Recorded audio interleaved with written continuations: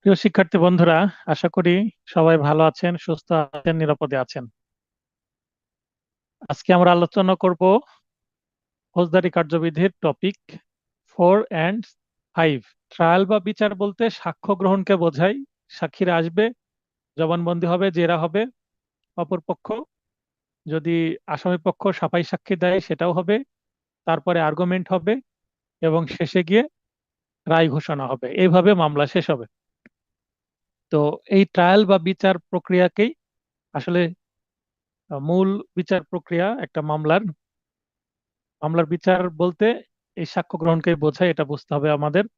যেটা চার্জ গঠনের পরেই শুরু হয়, চার্জ গঠনের আগে ট্রায়ালে কখনো যায় না। এর আগে উদাহরণ দিয়েছিলাম যে চার্জ গঠন হচ্ছে গায়ে হলুদের মতো, বিয়ের আগের অনুষ্ঠান। তো গায়ে হলুদ হয়ে গেলে এরপরে কি বিয়ে, তেমনি চার্জ গঠন হয়ে গেলে এরপরে ট্রায়াল বা সাক্ষ্য গ্রহণ হয়। ফৌজদারি কার্যবিধি 1898 এর বিধান অনুযায়ী দায়রা জজ আদালত কর্তৃক অনুসৃত বিচার পদ্ধতি বর্ণনা করুন। মানে দায়রা আদালত কি পদ্ধতি অনুসরণ করে বিচার করে থাকে, সেই প্রসিডিউরটা জানতে চাওয়া হয়েছে। অনুসৃত বলতে অনুসরণীয় বা যেটা ফলো করেন।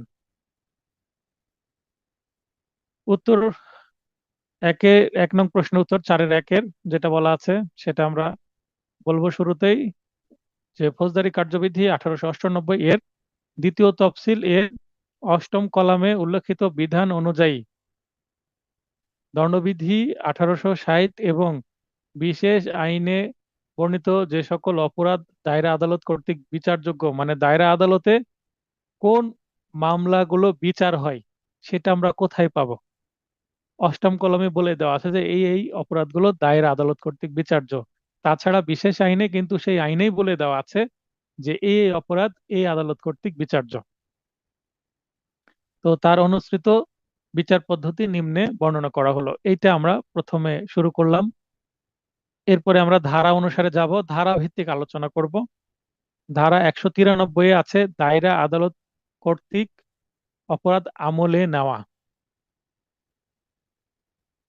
দায়রা আদা দায়রা জজ আদালতের মামলা আমলে গ্রহণের আদি এখতিয়ার নেই, মানে তিনি সরাসরি মামলা আমলে গ্রহণ করেন না। ফৌজদারি মামলা, ফৌজদারি মামলা আমলে গ্রহণের যে পদ্ধতি সেটা আমরা দেখলাম যে কিভাবে ফাইলিং হয়।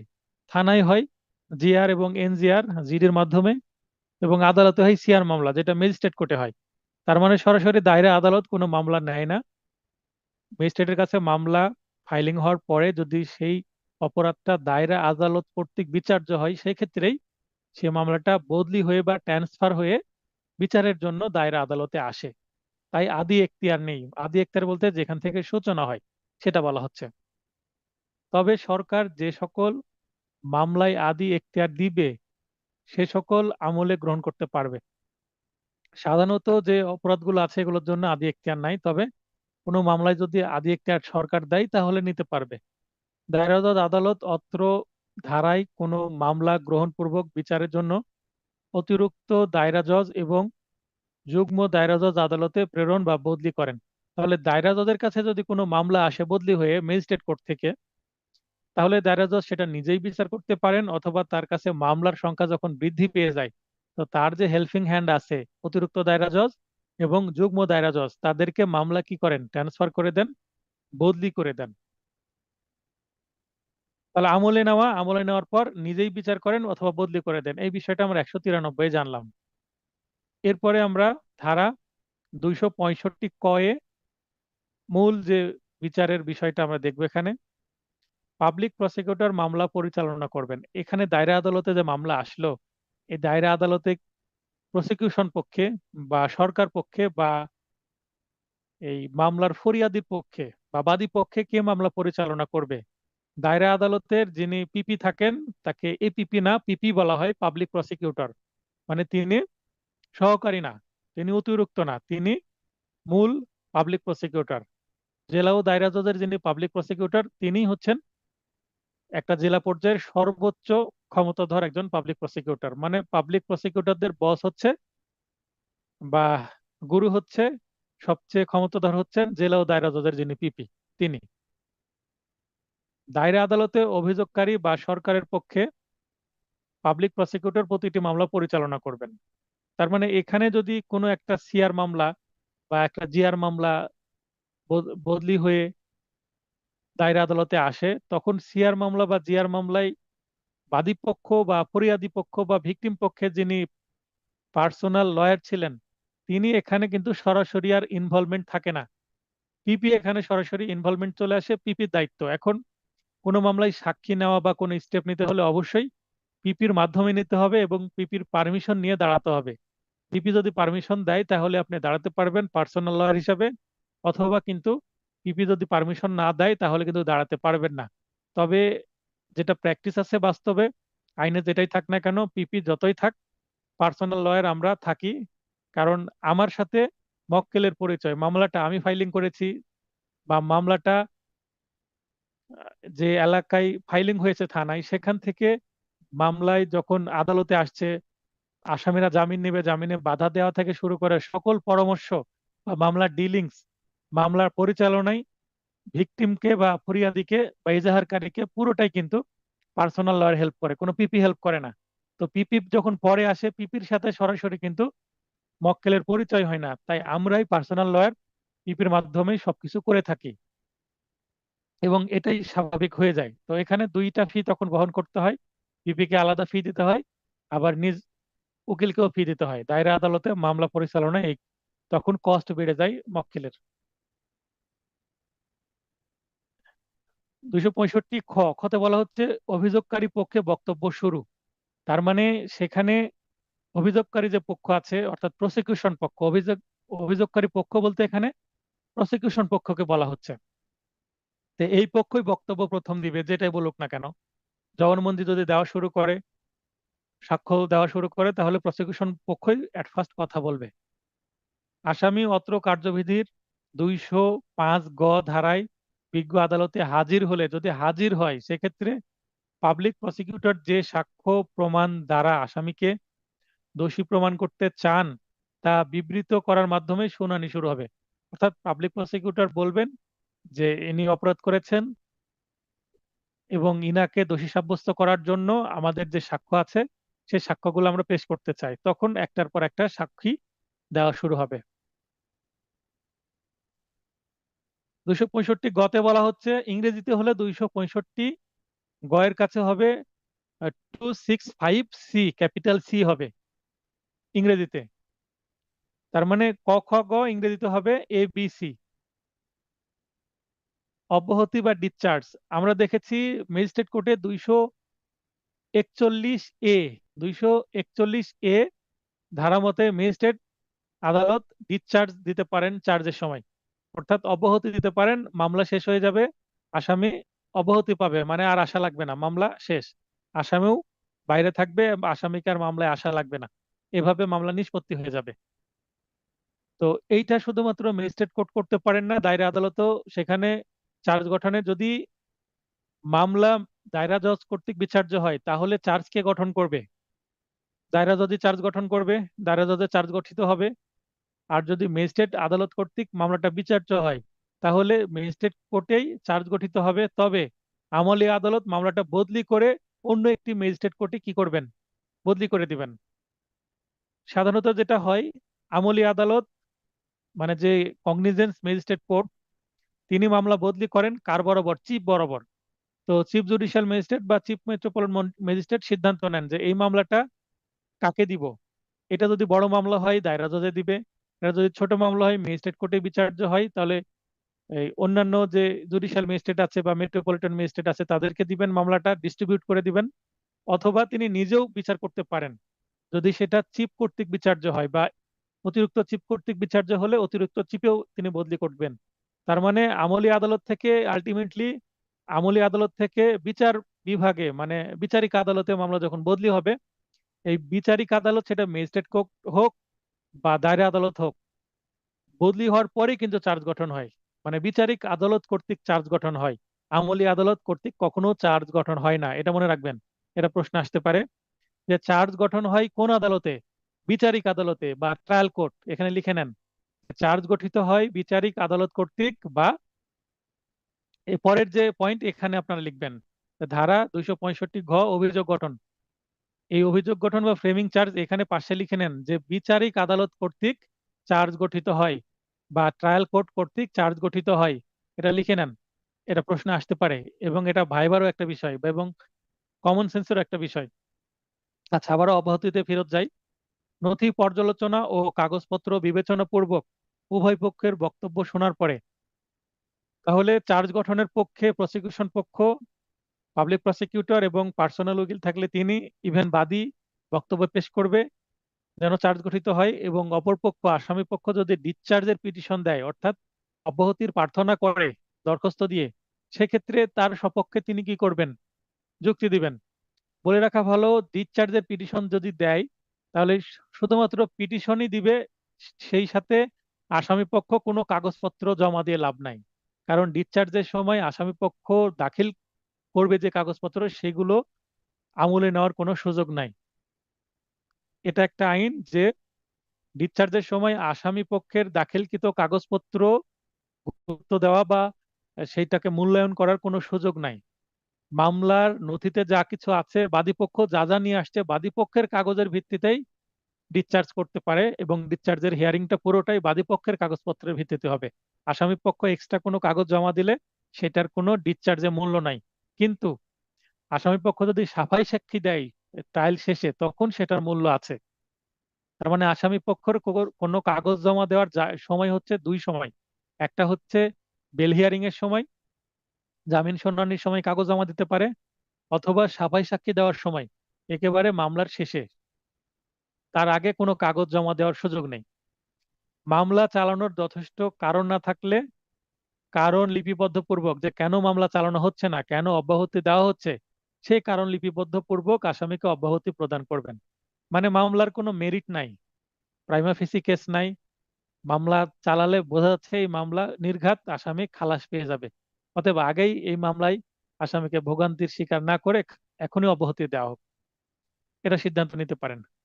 অভিযুক্ত আসামি অপরাধ করেছে মর্মে প্রতীয়মান হলে, তাহলে যদি অপরাধ করেনি মনে করে তাহলে অব্যাহতি দিবে, আর যদি মনে করে অপরাধ করেছে তাহলে চার্জ গঠন হবে। আনুষ্ঠানিকভাবে লিখিত অভিযোগ বা চার্জ গঠন করা হবে।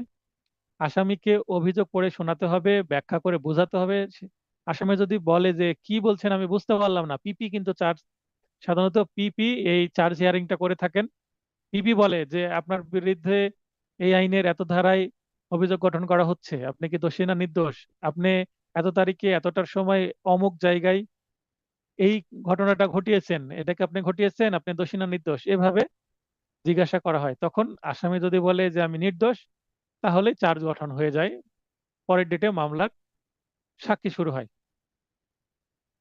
অতঃপর দোষী না নির্দোষ জিজ্ঞাসা করতে হবে। তাহলে চার্জ গঠন কিন্তু একটা অংশ ট্রায়ালের, কারণ চার্জ গঠনের পরেই মূল ট্রায়ালটা শুরু হয়। মানে বিয়ের একটা অংশই হচ্ছে গায়ে হলুদ, এরকম। তাহলে বিয়েটা হচ্ছে বিচার, সাক্ষ্য গ্রহণ, আর ফ্রেমিং চার্জ বা অভিযোগ গঠন হচ্ছে গায়ে হলুদ। এইভাবে আমরা যদি মনে রাখি তাহলে ভুল হবে না। প্রশ্ন করতে পারে আগে সাক্ষী না আগে অভিযোগ গঠন, তাহলে অবশ্যই আগে অভিযোগ গঠন তারপরে সাক্ষী নেওয়া হয়। তার মানে আগে গায়ে হলুদ পরে বিয়ে, এটার সাথে ম্যাচ করেন, তাহলে কখনো ভুল হবে না। ওতে বলা হচ্ছে বা ইংরেজিতে হলে ই হবে 265 ই। আপনারা সাইডে লিখেও নিতে পারেন 265 ই, এই ইংরেজিটাও লিখে নিতে পারেন পাশে। দোষ স্বীকার করলে দণ্ডাদেশ, তাহলে যদি সে দোষ স্বীকার করে তাহলে তাকে সঙ্গে সঙ্গে কি দিবে? দণ্ড দিবে। আমরা এটা কিন্তু ফ্রেমিং চার্জের সময়ও দেখেছি, যেটা ম্যাজিস্ট্রেট কোর্ট করবে সেটা আমরা দেখেছি। অভিযুক্ত আসামি দোষ স্বীকার করলে তা লিপিবদ্ধ পূর্বক বিচারিক ক্ষমতা অনুসারে দণ্ডাদেশ প্রদান করবে। মানে যতটুকু দণ্ড দেওয়ার ক্ষমতা আছে ততটুকুই দিতে পারবেন। যুগ্ম জেলা জজ হলে যতটুকু দিবেন, অতিরিক্ত জেলা জজ হলে এবং জেলা জজ হলে মৃত্যুদণ্ড পর্যন্ত দিতে পারবেন। সেটাই বলা হচ্ছে যে বিচারিক ক্ষমতা অনুসারে। যুগ্ম জেলা জজ তো আর ফাঁসি দিতে পারে না, মানে মৃত্যুদণ্ড দিতে পারে না, তাই তিনি দিবেন না। ম্যাক্সিমাম তার 10 বছর দেওয়ার ক্ষমতা, ম্যাক্সিমাম 10 বছরই দিবেন। সেটাকে বলা হচ্ছে বিচারিক ক্ষমতা অনুসারে। চ চ বলতে এখানে এফ, অভিযোগকারী পক্ষে সাক্ষ্য গ্রহণের তারিখ। দোষ অস্বীকার কিংবা বিচার প্রার্থনা করলে, মানে আমি নির্দোষ, নির্দোষ দাবি করলে। এখানে আপনারা ব্র্যাকেটে লিখতে পারেন আসামি নির্দোষ দাবি করলে, আসামি নিজেকে নির্দোষ দাবি করলে বা আত্মপক্ষ সমর্থন করলে নির্দোষ বলে অভিযোগকারী পক্ষের আদেশক্রমে সাক্ষ্য গ্রহণের জন্য দিন ধার্য করবেন, তাহলে অভিযোগকারী বলবে তাহলে সাক্ষীর জন্য দিন ধার্য করা হোক। তো এখানে যদি সাক্ষীদের নিজের পছন্দ মতো দিন চান, যেমন কিছুদিন আগে একটা মামলা ছিল, চার্জ গঠন হলো, আমি বললাম ইওর অনার পুরো অক্টোবর মাসে আমার বাদী এবং সাক্ষীরা কি আছে, ব্যস্ত আছে, একটু অনুগ্রহ করে, যেহেতু হিন্দু ব্যক্তি তাদের পূজা আছে, অন্যান্য অনুষ্ঠান আছে, তো অনুগ্রহ করে নভেম্বর মাসের প্রথম সপ্তাহে তারিখটা দেন। আমি কি ছিলাম, বাদী পক্ষে ছিলাম, ম্যাজিস্ট্রেট কোর্টে ছিলাম। তো আমার কথা মতো নভেম্বরের 5 তারিখে ডেট দিল। তাই এটা বলা হচ্ছে যে অভিযোগকারী পক্ষে সাক্ষ্য গ্রহণের তারিখটা দোষ স্বীকার কিংবা বিচার প্রার্থনা করলে অভিযোগকারী পক্ষের আদেশ আবেদন ক্রমে, এখানে আছে অভিযোগকারীর পক্ষের আবেদন ক্রমে। তাহলে আমি অনুরোধ করলাম যে ওর অনার অক্টোবরে না দিয়ে নভেম্বরের প্রথম সপ্তাহে দেন। নভেম্বরের 5 তারিখে আমি ডেট পেলাম। তাহলে আমি অভিযোগকারীর পক্ষ ছিলাম, আমি আবেদন করলাম, মানে অনুরোধ করলাম, নিবেদন করলাম, চার্জ গঠনের দিন আমি ডেট পেয়ে গেলাম। পরের ডেটে সবাইকে একসঙ্গে সাক্ষী দিয়ে দেব। মামলা পরের ডেটে, সাক্ষীর পরে কি হবে, আর্গুমেন্ট হবে, আর্গুমেন্টের পরে একটা রায় হবে। যদি আপোষ হয়ে না যায় এর মধ্যে, সাক্ষী উপস্থিত হতে বা দলিল পেশ করতে প্রসেস তথা সমন বা পরোয়ানা জারি করবেন। তাহলে সাক্ষী উপস্থিত হতে বা দলিল পেশ করতে প্রসেস বা সমন বা পরোয়ানা জারি করবেন। বলে রাখা ভালো, জিআর মামলা যদি হয় তাহলে অবশ্যই, জিআর মামলা হলে অবশ্যই ম্যাজিস্ট্রেট কোর্টও কি করবেন, সমন জারি করবেন, সমনে বাদীকে আসতে বলবেন এবং ধার্য তারিখে আর সাক্ষীদেরকেও আসতে বলবেন, পুলিশ চলে যাবে সমন নিয়ে। ওই যে আমরা আগের ক্লাসে পড়লাম যে পুলিশের দায়িত্ব আসামিকে আদালতে হাজির করা, এটা অবশ্য এমসিকিউ ক্লাসে আমরা পড়েছি। তাহলে পুলিশ কিন্তু এই সাক্ষীদেরকে হাজির করবে, একটা সমন নিয়ে যাবে পুলিশ নিজেই, এবং পুলিশ বলবে ওই তারিখে আপনারা যাবেন, যে এই ভাইয়ের সাথে যোগাযোগ করবেন, কোর্টে গিয়ে ফোন দিবেন, তখন ওই পুলিশ পিপির কাছে যাবে এই সাক্ষীটা। যদি ম্যাজিস্ট্রেট কোর্টে থাকে, ম্যাজিস্ট্রেট কোর্টে পিপি থাকে না, থাকে এপিপি, তাহলে ম্যাজিস্ট্রেট কোর্টে হলে এপিপির কাছে সাক্ষী, এপিপির মাধ্যমে সাক্ষী দিবে। আর দায়রা জজ বা যুগ্ম অতিরিক্ত যে কোনো দায়রা জজে যদি হয় তাহলে পিপির মাধ্যমে দিবে। মানে দায়রা জজে থাকে পিপি আর ম্যাজিস্ট্রেট কোর্টে থাকে এপিপি। আর যদি সিআর মামলা হয়, সিআর মামলা ম্যাজিস্ট্রেট কোর্টে যদি হয় তাহলে কখনো কি হয় না, প্রসেস দেওয়া হয় না, কারণ সিআর মামলা পুরো কন্ট্রোলটা বাদীর কাছে থাকে এবং বাদীর উকিলের কাছে থাকে। তো বাদীর উকিলই বলে দিবে বাদীকে যে এই দিন আপনি কি নেবেন, সাক্ষী নিয়ে আসবেন, কোনো সমন দেওয়ার দরকার নাই, কারণ এই পক্ষে মামলা পরিচালনার জন্য নিজেই বাদী যথেষ্ট এবং বাদীর পক্ষে একজন আইনজীবী থাকেন। এখানে পিপির কোনো ইনভলভমেন্ট থাকে না, সিআর মামলায় পিপি দাঁড়ানোর কোনো বিধানই নাই। সিআর মামলায় অভিযোগকারী পক্ষের পার্সোনাল লয়ারই যথেষ্ট। এটা মনে রাখবেন, সিআর মামলায় পিপি লাগে না, কারণ সিআর হচ্ছে কমপ্লেন্ট রেজিস্টার কেস, কমপ্লেন করেছে অভিযোগের ভিত্তিতে। কিন্তু কমপ্লেন্ট রেজিস্টার কেস যদি বড়, মানে সিআর থেকে যদি দায়রা মামলা হয়ে যায়, মানে বড় মামলা, মার্ডার কেস যদি হয়, এই ধরনের মামলা হয়, তাহলে কিন্তু সিআর থেকে আবার সেটা দায়রা মামলা হয়ে যাবে, তখন আবার ওই পিপির কাছে চলে যাবে কেস। তো এখানে কোন মামলা কার কন্ট্রোলে থাকে এটাও কিন্তু বুঝতে হবে। ধারা 265(6), অভিযোগকারী বা প্রসিকিউশন পক্ষের সাক্ষ্য গ্রহণ। ধার্য তারিখে উপস্থিত সমস্ত সাক্ষীর সাক্ষ্য গ্রহণ করবেন। ধার্য তারিখে 2 জন আসলো, 3 জন আসলো, 5 জন আসলো বা সবাই আসলো, তো সবার সাক্ষ্য গ্রহণ করা হবে। মানে প্রথমে জবানবন্দি দিবে, জবানবন্দি দেওয়ার সময় পিপি দাঁড়িয়ে হেল্প করবে জবানবন্দি দিতে, অথবা পার্সোনাল লয়ার দাঁড়িয়ে হেল্প করবে জবানবন্দি দিতে। সিআর মামলা হোক বা জিআর মামলা হোক, দায়রা মামলাকে সংক্ষেপে বলা হয় এসসি। এসসি মানে দায়রা। যদি ট্রাইব্যুনালের মামলা হয় তাহলে এসটি, বিশেষ ট্রাইব্যুনাল হলে এসটি। আর যদি নারী শিশু কোর্টের মামলা হয় তাহলে নারী শিশু মামলা হয়, শিশু মামলা হলে শিশু মামলা নং, এভাবে হয়। পিটিশন মামলা হলে পিটিশন মামলা নং, এভাবে বিভিন্ন মামলার বিভিন্ন নম্বর হয়। এগুলো প্র্যাকটিস করতে গেলে মামলার প্রকারগুলো বুঝতে পারবেন, অনেক ধরনের মামলা হয়। তারপরে মাদক মামলা যদি হয়, মাদকের মামলা হলে আলাদাভাবে নার্কোটিক্স কেস নং, মানে মাদক মামলা নাম্বার আলাদা, মাদক মামলার নাম্বার হয়। তখন সেটা আর ওই জিআর সিআর থাকে না, জিআর থেকে তখন মাদক মামলার নাম্বার হয়ে যায়, এটা বদলি হয়ে নতুন একটা মামলার নম্বর পড়ে। বিচারিক ক্ষমতা বলে অন্যান্য সাক্ষীর জবানবন্দি গ্রহণ না করা পর্যন্ত জেরা স্থগিত রাখতে পারবেন। মানে 5 জন সাক্ষী, 2 জন সাক্ষী আজকে দিল, 3 জন বাকি থাকলো। এখন আসামি পক্ষের আইনজীবী বলতে পারে যে আমি সকল আসামিকে একবারে জেরা করব, জবানবন্দি সবার হয়ে যাক। কেন এটা করতে পারেন? মনে করেন আমি 2 জনকে জেরা করলাম, জেরাতে আমি কি কি প্রশ্ন করছি এইটা কিন্তু জেনে গেল। তখন এই জবানবন্দি এবং জেরার যে ডেপোজিশন বা সাক্ষীর যে আহ, লিপিবদ্ধ করা হলো, এইটা কিন্তু বাদী পক্ষ তুলে নিবে। তুলে নিয়ে পরের সাক্ষীদেরকে বলে দিবে যে জেরাই এই ধরনের প্রশ্ন করতে পারে।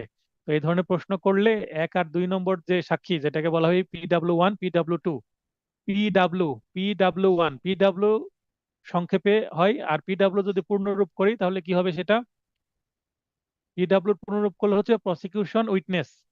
প্রসিকিউশন উইটনেস, এর উপরে আছে প্রসিকিউশন উইটনেস, মানে প্রসিকিউশন পক্ষের উইটনেস। তাহলে PW1 PW2 বা PW1 PW2, ইনারা যা কিছু বলেছে জেরাই এই ধরনের উত্তর PW3 4 5 এদেরকে শিখিয়ে দিবে। তাহলে আসামি পক্ষের ক্ষতি হয়ে যাবে, কারণ সবাই যদি একই ধরনের সাক্ষী বলে মামলা স্ট্রং হয়ে যাবে, আসামির সাজা হয়ে যাবে। তাই এখানে আসামি পক্ষের আইনজীবীর উচিত যে সকল সাক্ষীকে একদিনে করানো এবং একদিনে জেরা করা। যদি সকল সাক্ষী একদিনে না দেয় তাহলে কি করতে হবে? ভিন্ন ভিন্ন দিনে জেরা করা যাবে না। কিন্তু আদালত যদি রিকোয়েস্ট করে যে লার্নেড আজকে এই 2 জনকে জেরা করে ফেলেন, বাকিটা পরে করেন, অন্তত শেষ হয়ে যাক, এই সাক্ষীদের আর যেন না আসা লাগে, সেক্ষেত্রে কি করতে হবে? আপনাদেরকে টার্গেট করতে হবে যে PW1 2 এদের যে ধরনের জেরায় প্রশ্ন করবেন, PW2 3 4 এই সেম প্রশ্ন যেন রিপিট না হয় জেরাতে। কিছু কিছু প্রশ্ন রেখে দিতে হবে অন্যদেরকে, মানে আনকমন কিছু রাখতে হবে যেন সব কমন না হয়ে যায় পরবর্তী সাক্ষীদের জন্য, PW2 3 4 5 এদের জন্য। আশা করি জেরার কৌশল একটু শিখিয়ে দিলাম, বুঝতে পারলেন। অথবা সাক্ষীদের অধিকতর জেরা, যেটাকে বলা হয় ফার্দার ক্রস এক্সামিনেশন। আমরা সাক্ষ্য আইনে দেখেছি যে জবানবন্দিকে বলা হয় এক্সামিনেশন ইন চিফ, আর কোন জবানবন্দি এটাকে বলা হয় রি এক্সামিনেশন, আর যেটাকে বলা হয় ক্রস এক্সামিনেশন। আর জেরা যদি আবার করা হয় সেটাকে রি ক্রস এক্সামিনেশন বলা হয় না, বা পুনরায় জেরা বলা হয় না, সেটাকে বলা হয় অধিকতর জেরা বা ফার্দার ক্রস এক্সামিনেশন। তো যদি সাক্ষীদেরকে অধিকতর জেরা করার প্রয়োজন হয়, যে আমি একবার জেরা করলাম আবার আমি কি জেরা করতে চাচ্ছি, আরো কিছু মনের মধ্যে প্রশ্ন এসেছে যে প্রশ্নগুলো করা যায়, তাহলে এটাকে এই একই সাক্ষীকে আবার জেরা করতে হলে তাকে রিকল করতে হবে। রিকল মানে আবার ডাকা, রিকল পুনরায় ডাকা। তো রিকলের প্রার্থনা দিতে হবে যে আমি PW3 কে আবার কিছু প্রশ্ন করতে চাই, তাহলে বা PW1 কে কিছু প্রশ্ন করতে চাই। তাহলে যদি প্রার্থনা মঞ্জুর করে, অবশ্যই আপনাকে গ্রাউন্ড দেখাতে হবে যে কি কি কারণে আপনি আবার রিকল করছেন। আদালত যদি সেটা মঞ্জুর করে তাহলে তাকে আবার ডাকা হবে। সিআর মামলা হলে উকিলের মাধ্যমে তাকে খবর দেওয়া হবে। আর যদি জিআর মামলা বা এই দায়রা মামলা হয় তাহলে আবার তার কাছে পুলিশ কি নিয়ে যাবে, সমন নিয়ে যাবে যে আপনাকে রিকল হয়েছে, আবার আসেন। এরপরে জ 265 জতে বলা হচ্ছে খালাস। খালাসের ইংলিশ অ্যাকুইটাল, মনে রাখতে হবে।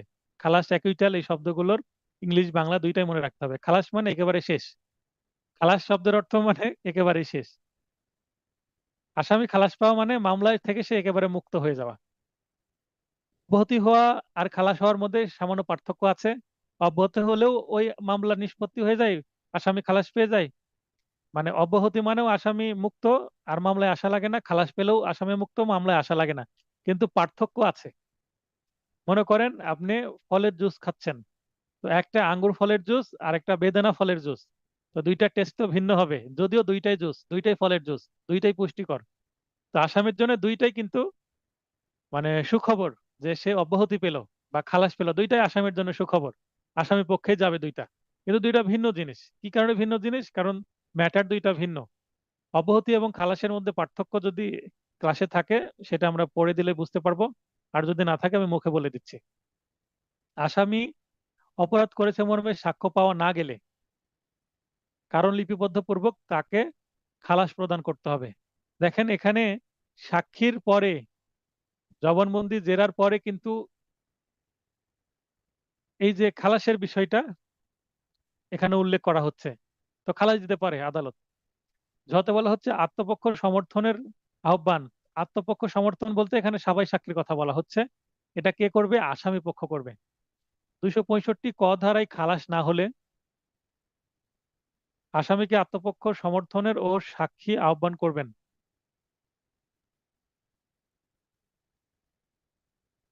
হুম হুম। আমি সেটাই বলতে লাগছিলাম যে খালাস তো একটু আগে বললাম এখানে আছে, তো এখানে আপনারা এখানে 265 যে ভুল করে লিখেছি, এই না হয়ে 265 হবে, কারণ খালাস তো জয়ে আছে। তো যদি খালাস প্রদান না করে, সেক্ষেত্রে আত্মপক্ষ সমর্থন ও সাক্ষী আহ্বান করবেন। তার মানে এটাকে সাবাই সাক্ষী বলা হচ্ছে। আসামি কোনো বক্তব্য দিবে কিনা সেটা। আসামি লিখিত বিবৃতি পেশ করতে পারবে, যদি করে তাহলে তা লিপিবদ্ধ করতে হবে। আসামি সাক্ষী বা দলিল উপস্থাপিত করতে প্রসেস তথা সমন বা পরোয়ানার আবেদন করলে আদালত তা মঞ্জুর করবেন, যদি না আদালত মনে করেন যে প্রসেসের আবেদনের উদ্দেশ্য বিরক্তি, বিলম্ব বা ন্যায় বিচার ব্যাহত করা। আদালত যদি দেখে যে এ নির্ঘাত সাজা পাবে, শুধু শুধু আদালতকে বিরক্ত করা, আদালতের বিচার কার্য বিলম্ব করা বা ন্যায় বিচার ব্যাহতের উদ্দেশ্যে সাফাই সাক্ষী নামক অস্ত্রটা বা আইনের মারপ্যাঁচ ব্যবহার করে মামলাটা শুধুমাত্র বিলম্ব করার চেষ্টা করছে, তাহলে কিন্তু আদালত কারণ লিপিবদ্ধ পূর্বক তা নামঞ্জুর বা অগ্রাহ্য করবেন। তার মানে সাফাই সাক্ষী দেওয়ার কোনো সুযোগ দিবেন না। আমার একটা মামলায় এরকম হয়েছে, আসামিকে 1 বছরের সাজা এবং 10,000 টাকা অর্থদণ্ড দিয়েছে। আসামি এবং বাদী ভাই বোন, ভাইয়ের নামে মামলা করেছে, আসামি খ্রিস্টান। এই মামলাটা ম্যাজিস্ট্রেট, যেই ম্যাজিস্ট্রেট কোর্টে হয়েছিল তিনি সাজা দিয়েছে আমার আসামিকে, কিন্তু অন্য ম্যাজিস্ট্রেট হলে দিত না।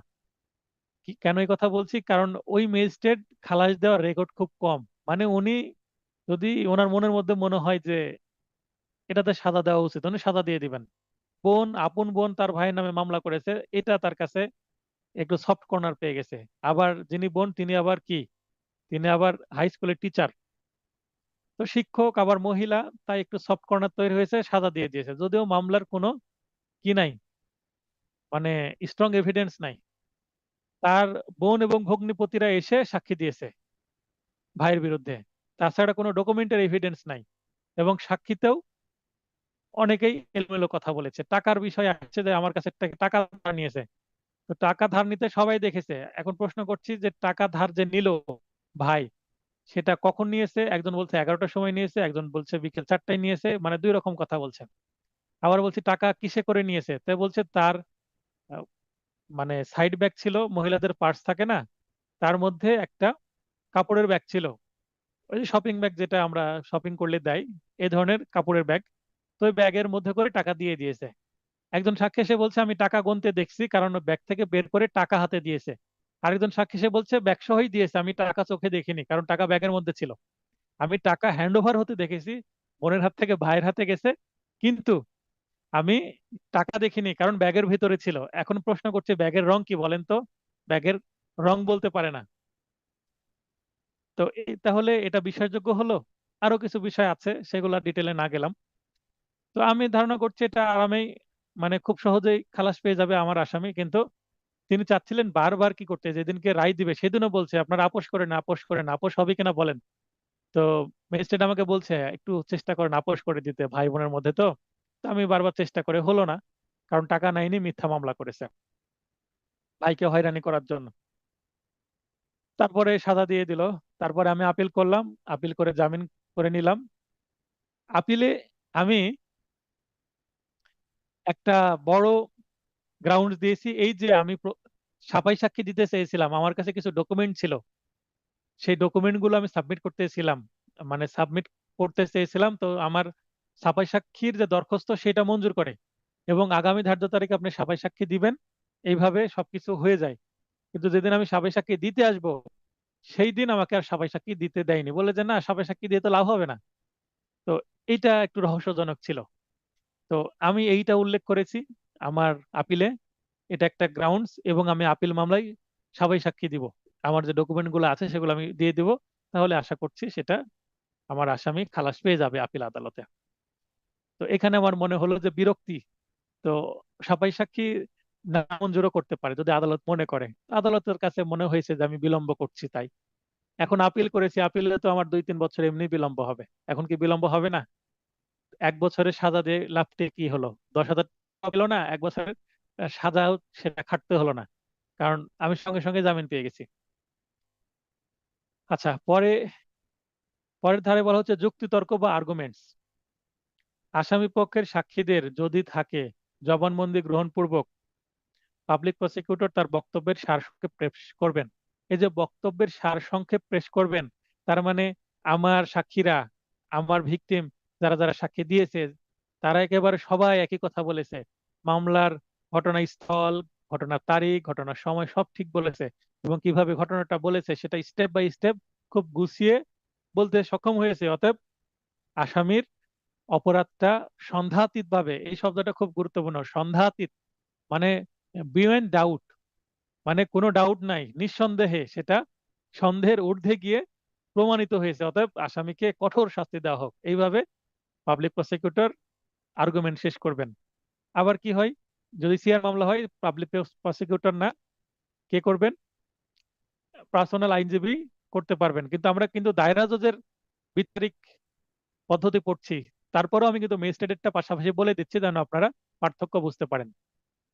দায়রা জজে কি পার্সোনাল আইনজীবী করতে পারে না? হ্যাঁ, আমিও অনেক করি। আহ, কারণ আমি যেভাবে স্টাডি করে আসছি, একজন পিপি তিনি কি স্টাডি করবেন সেই মামলাটা? কারণ তিনি তো হাজারো মামলা নিয়ে ব্যস্ত। আর আমি যে মামলাটা নিয়ে রেডি হয়ে আছি, সেটা, এই মামলাটা আমি কয়েক মাস বা কয়েক বছর ধরে মামলাটাকে আমি রেডি করছি, মানে পুরোটা কাহিনী জানি। তো আমি যেভাবে আর্গুমেন্ট গুরুত্বের সাথে করব, সেটা কি পাবলিক প্রসিকিউটর ভাবে করে দিবে? পাবলিক প্রসিকিউটর বলে আপনি করেন আপনার মামলা, শুধু ফিট আমাকে দিয়েন তাহলেই হবে। তো এটা এরকম প্র্যাকটিস চলছে।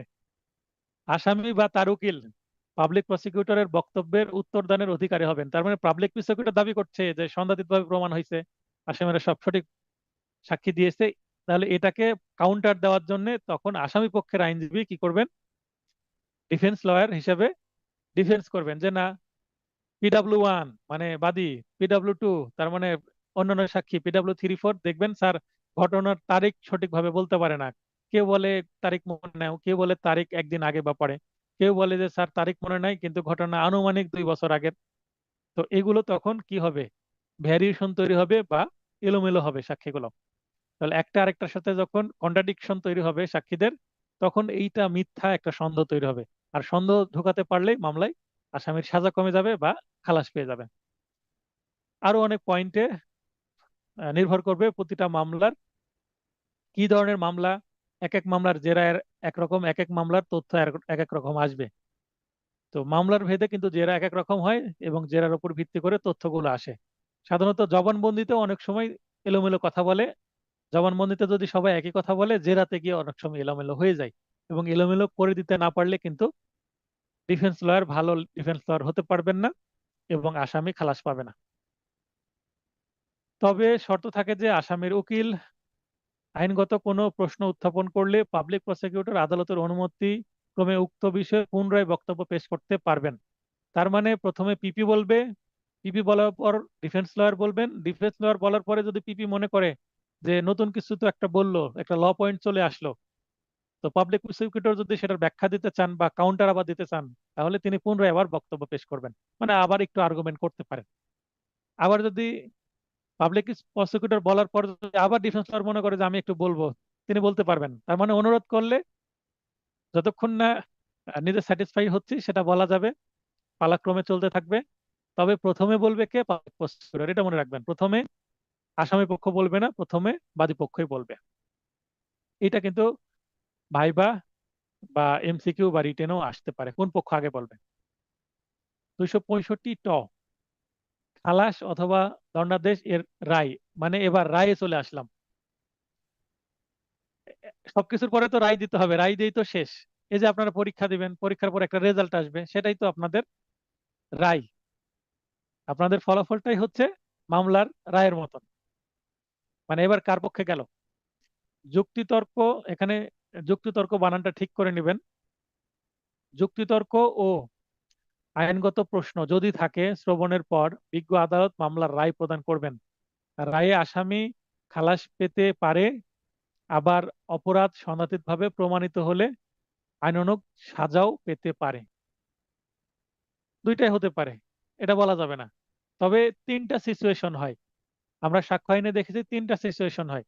যদি মামলা সন্দেহাতীতভাবে প্রমাণিত হয়, মানে মামলা একেবারে 100% ট্রু কেস, মানে কোনো মিথ্যা নাই, সত্যি সত্যি ঘটনা ঘটেছে, কোনো সন্দেহ নাই, সেই ক্ষেত্রে শুধুমাত্র আসামির সাজা হবে। আর যদি মিথ্যা প্রমাণ হয়নি কিন্তু আবার প্রমাণিতও হয়নি, সন্দেহ তৈরি হয়েছে, সেই ক্ষেত্রেও আসামি খালাস পাবে, আবার মিথ্যা প্রমাণিত হলেও খালাস পাবে। তার মানে দুই পক্ষে আসামির, দুই ক্ষেত্রে আসামির পক্ষ যাবে আর এক ক্ষেত্রে বাদীর পক্ষে আসবে। প্রমাণিত হয়েছে সন্দেহাতীতভাবে, সন্দেহ নাই, সাজা পাবে, মানে বাদী মামলায় জিতে গেল। প্রমাণিত হয়েছে কিন্তু সন্দেহ তৈরি হলো, মানে অপ্রমাণিত হয়েছে এটাকে বলে, তাহলে আসামি খালাস পাবে বা সাজা খুবই কম হবে। আর যদি প্রমাণিত না হয় বা মানে মিথ্যা প্রমাণিত হয়, সেক্ষেত্রে তো একেবারে বেকসুর খালাস। এবার আমরা উপসংহারে দুইটি লাইন বলবো।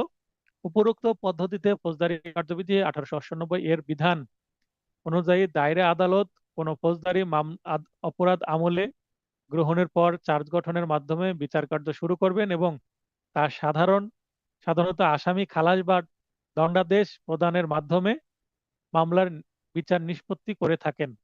তাহলে চার্জে আমলে গ্রহণ করবে, চার্জ গঠন করবে, সাক্ষী নিবে, খালাস দিবে অথবা সাজা দিবে, এইভাবেই শেষ হবে। দেখেন, এতক্ষণ যতগুলো কিছু পড়লাম এই শেষের কিন্তু একটা বাক্যের মধ্যে সবকিছু আছে মোটামুটি, মানে সংক্ষেপে আমি বলে দিয়েছি, এটাই হচ্ছে উপসংহার। এইভাবে আমরা শেষ করব। 10 নম্বরের আমরা প্রশ্ন পড়লাম, এটা 7, 8, 9, 10 এটার জন্য আসতে পারে। যদি আসে এইভাবে উত্তর করলে ভালো নম্বর পাবেন, এটা আসার সম্ভাবনা আছে। অথবা এই প্রশ্নটাকে ভেঙে ভেঙে ছোট ছোট প্রশ্ন আকারে আসতে পারে। এর পরের প্রশ্ন হচ্ছে আসামিকে অব্যাহতি প্রদানের ক্ষেত্রে বিবেচ্য বিষয়াদি। প্রশ্নটা কি আচ্ছা, যেটা আলোচনা করছিলাম, ফৌজদারি কার্যবিধির 241 ধারার বিধান মতে আসামিকে অব্যাহতি প্রদানের বিষয়ে বিচারিক হাকিম মানে বিচারিক ম্যাজিস্ট্রেট কি কি বিবেচনা করবেন। তার মানে ডিসচার্জের পিটিশন হিয়ারিং এর সময় কোনগুলো বিবেচনায় নেবেন। অভিযুক্ত আসামির বিরুদ্ধে চার্জ গঠনের সময় ফৌজদারি কার্যবিধি 1898 এর 241 ধারার বিধান মতে আসামি পক্ষের আইনজীবী আসামিকে উক্ত অপরাধ হতে অব্যাহতি প্রদানের প্রার্থনায় দরখাস্ত দাখিল পূর্বক শুনানি করলে, তার মানে দরখাস্ত দিয়ে শুনানি করলে আসামিকে উক্ত অপরাধ হতে অব্যাহতি প্রদানের বিষয়ে বিচারিক হাকিম, যদি প্রশ্নে আসে বিচারিক আদালত তাহলে বিচারিক আদালত বলবেন, যদি প্রশ্ন আসে বিচারিক ম্যাজিস্ট্রেট তাহলে বিচারিক ম্যাজিস্ট্রেট বলবেন, বা প্রশ্ন আসে ট্রায়াল কোর্ট তাহলে ট্রায়াল কোর্ট বলবেন। যেটাই বলুক না কেন, এখানে ধারা উল্লেখ না থাকলে আপনারা ধারাটা মনে করে 241 বলে দিবেন। নিম্নরূপ বিষয়সমূহ বিবেচনা করে থাকেন। তাহলে এখানে 9টা পয়েন্ট দিয়েছি, একটা কেস ল দিয়েছি, সেটা বলে দিই। ফৌজদারি কার্যবিধি 1898 এর 173 ধারায় দাখিলকৃত পুলিশ প্রতিবেদন, যদি পুলিশ প্রতিবেদন থাকে, কোনো চার্জশিট থাকে, ফাইনাল রিপোর্ট থাকে, সেইটা অত্র কার্যবিধির 161 ধারায় তদন্তকারী পুলিশ কর্মকর্তা কর্তৃক গ্রহণকৃত সাক্ষীদের বিবৃতি সাক্ষীদের বিবৃতি বিবেচনা করবেন। অত্র কার্যবিধির 164 ধারায় কোন জুডিশিয়াল ম্যাজিস্ট্রেট কর্তৃক গ্রহণকৃত আসামির দোষ স্বীকারোক্তি, আসামি যদি দোষ স্বীকার করে থাকে সেটা বিবেচনায় নেবেন। আর দোষ স্বীকার করলে যে দোষ স্বীকার করবে তাকে হয়তো বা অব্যাহতি দিবে না, কিন্তু অপরদেরকে অব্যাহতি দিতে পারে। আর এইটা কিন্তু ডিসচার্জের বিরুদ্ধে চলে যাবে, এটাও বিবেচনা নিবে কিন্তু এটা বিরুদ্ধে যাবে, কারণ 164 ধারা থাকলে নিশ্চয়ই ডিসচার্জ দিবে না। ভিকটিমের চিকিৎসার কাগজ সংক্রান্ত, মানে চিকিৎসা সংক্রান্ত কাগজপত্র, মানে যদি এমসি নাও থাকে, চিকিৎসা নিয়েছে, প্রেসক্রিপশন যদি থাকে, চিকিৎসা নিয়েছে, মেডিকেলে ভর্তির কাগজপত্র থাকে, ছাড়পত্র থাকে, মানে রিলিজ যেগুলো থাকে, বা কোনো রিপোর্ট থাকে যে এক্স রে করা হয়েছে, X ray report, ECG report, বা অন্যান্য কোনো মেডিকেল রিপোর্ট যদি থাকে সেগুলো। তার মানে যদি আঘাতের মামলা হয়, সাধারণ আঘাত না গুরুতর আঘাত, এই চিকিৎসা কাগজপত্র থেকেই তো জানা যাবে। সুরুথাল প্রতিবেদন, সুরুথাল প্রতিবেদন সম্পর্কে আমরা গতদিন দেখেছি সেইটা। যদি মার্ডার কেস হয় তাহলে ময়না তদন্তের প্রতিবেদন, ময়না তদন্ত, পোস্টমর্টম রিপোর্ট, মেডিকেল রিপোর্ট, অন্যান্য যে এমসি যেটাকে বলি আমরা সেটা, কোনো সাক্ষ্যের বিষয়ে বিশারদের মতামত, কোনো যদি এক্সপার্ট ওপিনিয়ন থাকে মামলায় সেটা দেখবেন। নালিশি মামলার ক্ষেত্রে মামলার রুজুর সময় দাখিলীয় নালিশ ও তার সাথে দাখিলীয় অন্যান্য দলিলাদি, এগুলো বিবেচনায় নেবেন। এই 9টা পয়েন্ট। একটা কেস ল দিয়েছি, এটা দিয়ে এই প্রশ্নের উত্তরটা ফিনিশ করা যায়। কেস ল দিলে মামলার উত্তর কিন্তু অনেক চমৎকার হবে এবং খুব গুরুত্বপূর্ণ কেস ল। রাষ্ট্র বনাম নজরুল ইসলাম, এতটুকু বললেই হবে, তাহলে কেস ল বলে দেওয়া হলো। অথবা 50 DLR।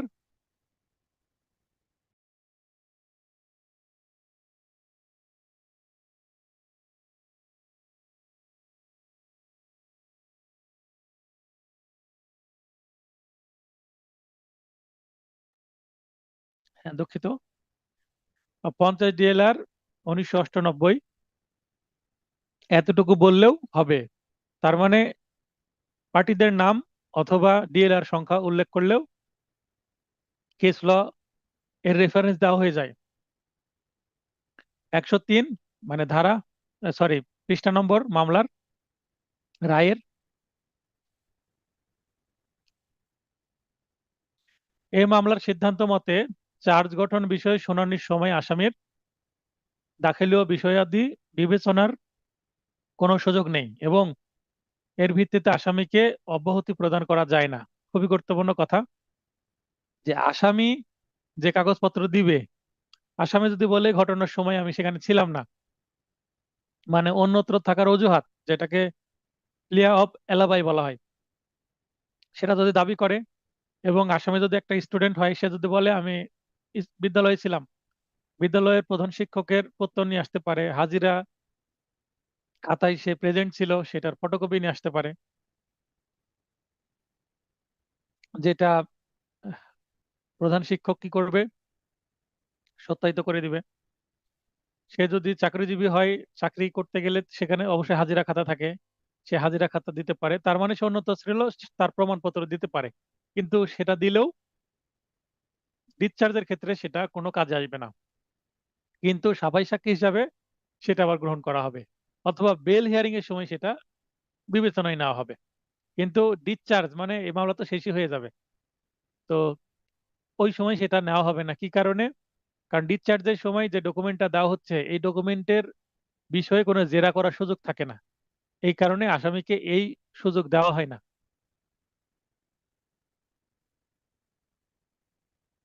খালাস ও অব্যাহতি সংক্রান্ত আদেশের বিরুদ্ধে প্রতিকার কি কি? তো খালাস ও অব্যাহতি এর বিরুদ্ধে প্রতিকার কি কি? তাহলে খালাস ও অব্যাহতির মধ্যে পার্থক্য কি, এইটা বিগত সালে এসে গেছে, এই কারণে প্রশ্নটা রাখিনি এবার। আচ্ছা, খালাস ও অব্যাহতির মধ্যে পার্থক্য হচ্ছে একই বিষয়।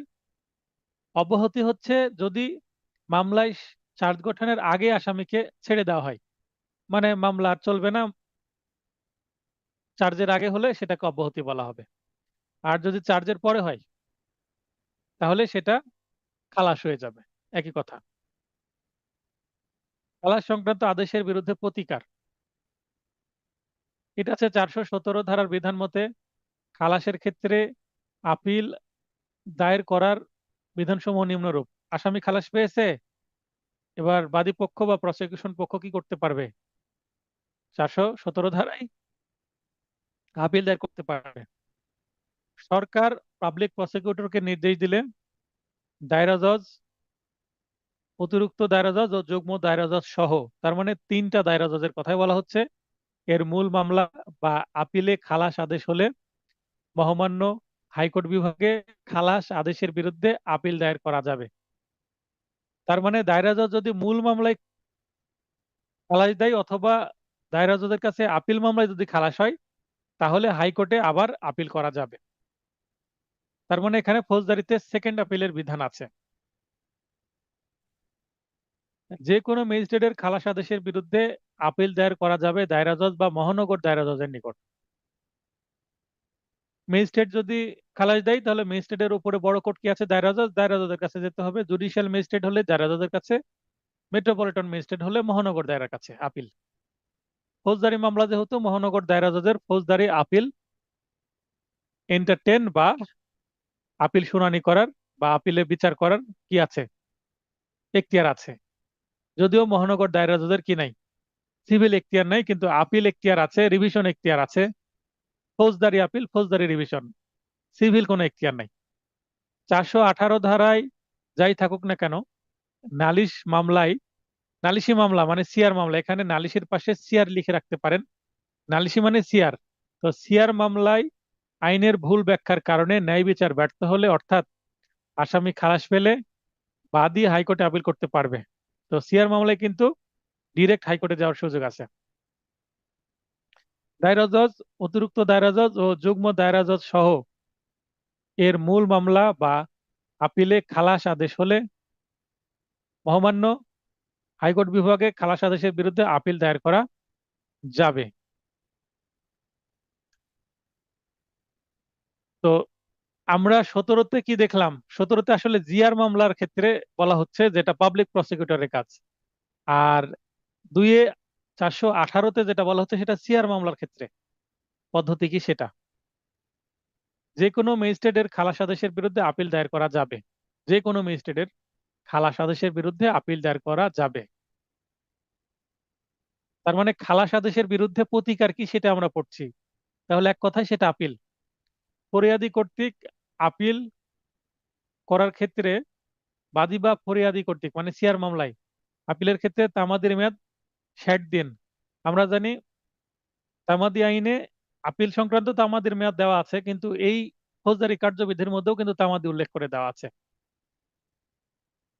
আপিল গৃহীত না হলে বা সরকার দ্বারা নির্দেশিত না হলে আপিল চলবে না। কোনো মামলায় যদি আপিল নিতে না চায়, মানে এখানে নেওয়ার কোনো সুযোগ নাই, বা এখানে সরকার যদি নির্দেশ দেয় যে এটা আপিল নেওয়া যাবে না, তাহলে আপিল চলবে না। এটা এখানে একটা সরকারের ক্ষমতা দেওয়া আছে। অব্যাহতি সংক্রান্ত আদেশের বিরুদ্ধে প্রতিকার। তাহলে এর আগে খালাস পেলে এবার ডিসচার্জ, ডিসচার্জের বিরুদ্ধে কি করা যাবে? খালাস আদেশটা হচ্ছে বড় আদেশ, খালাস আদেশটা হচ্ছে বড় আদেশ বা একটা রায়ের মাধ্যমে আসছে, আদেশ প্লাস রায়। আর অব্যাহতিটা কিন্তু আদেশ, কিন্তু এটার সাথে আর রায় যুক্ত হয় না, ওই আদেশটাই কিন্তু মূল বক্তব্য। একটা ডিটেল বড় রায়ের দরকার হয় না, কারণ খালাস আদেশের জন্য কিন্তু বড় একটা, যেহেতু সাক্ষী দিয়েছে, কে কি বলেছে, এগুলো অনেক বিশ্লেষণ থাকে। মানে যে মামলায় ট্রায়াল হয় তখন রায়ের লেখালেখিটাও অনেক বড় হয়ে যায়। আর অব্যাহতি হলে অল্প কথায় শেষ হয়ে যায়, যেই কারণে অব্যাহতি দেওয়া হলো। তার মানে এখানে যেহেতু জবানবন্দি জেরা কিছুই নাই, তার মানে রায়টা ছোট হয়ে গেল। তো অব্যাহতির বিরুদ্ধে শুধুমাত্র রিভিশন দায়ের করা যাবে। তাহলে আবারও বলছিলাম, খালাস আদেশ বড় জিনিস, এটার বিরুদ্ধে আপিল বড় একটা স্টেপ। আর অব্যাহতি ছোট একটা বিষয়, এটার বিরুদ্ধে রিভিশন অপেক্ষাকৃত আপিলের থেকে ছোট একটা স্টেপ। তাহলে রিভিশন হচ্ছে ছোট স্টেপ, আপিল হচ্ছে কিন্তু বড় স্টেপ।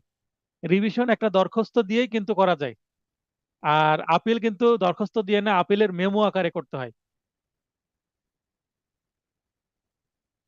তাহলে থিওরিটিক্যাল 3টা প্রশ্ন শেষ। এবার আমরা পড়বো হচ্ছে প্রবলেমেটিক কোশ্চেন। ক হত্যার অভিযোগে একটি মামলায় অভিযুক্ত, তার মানে একজন মারা গেছে।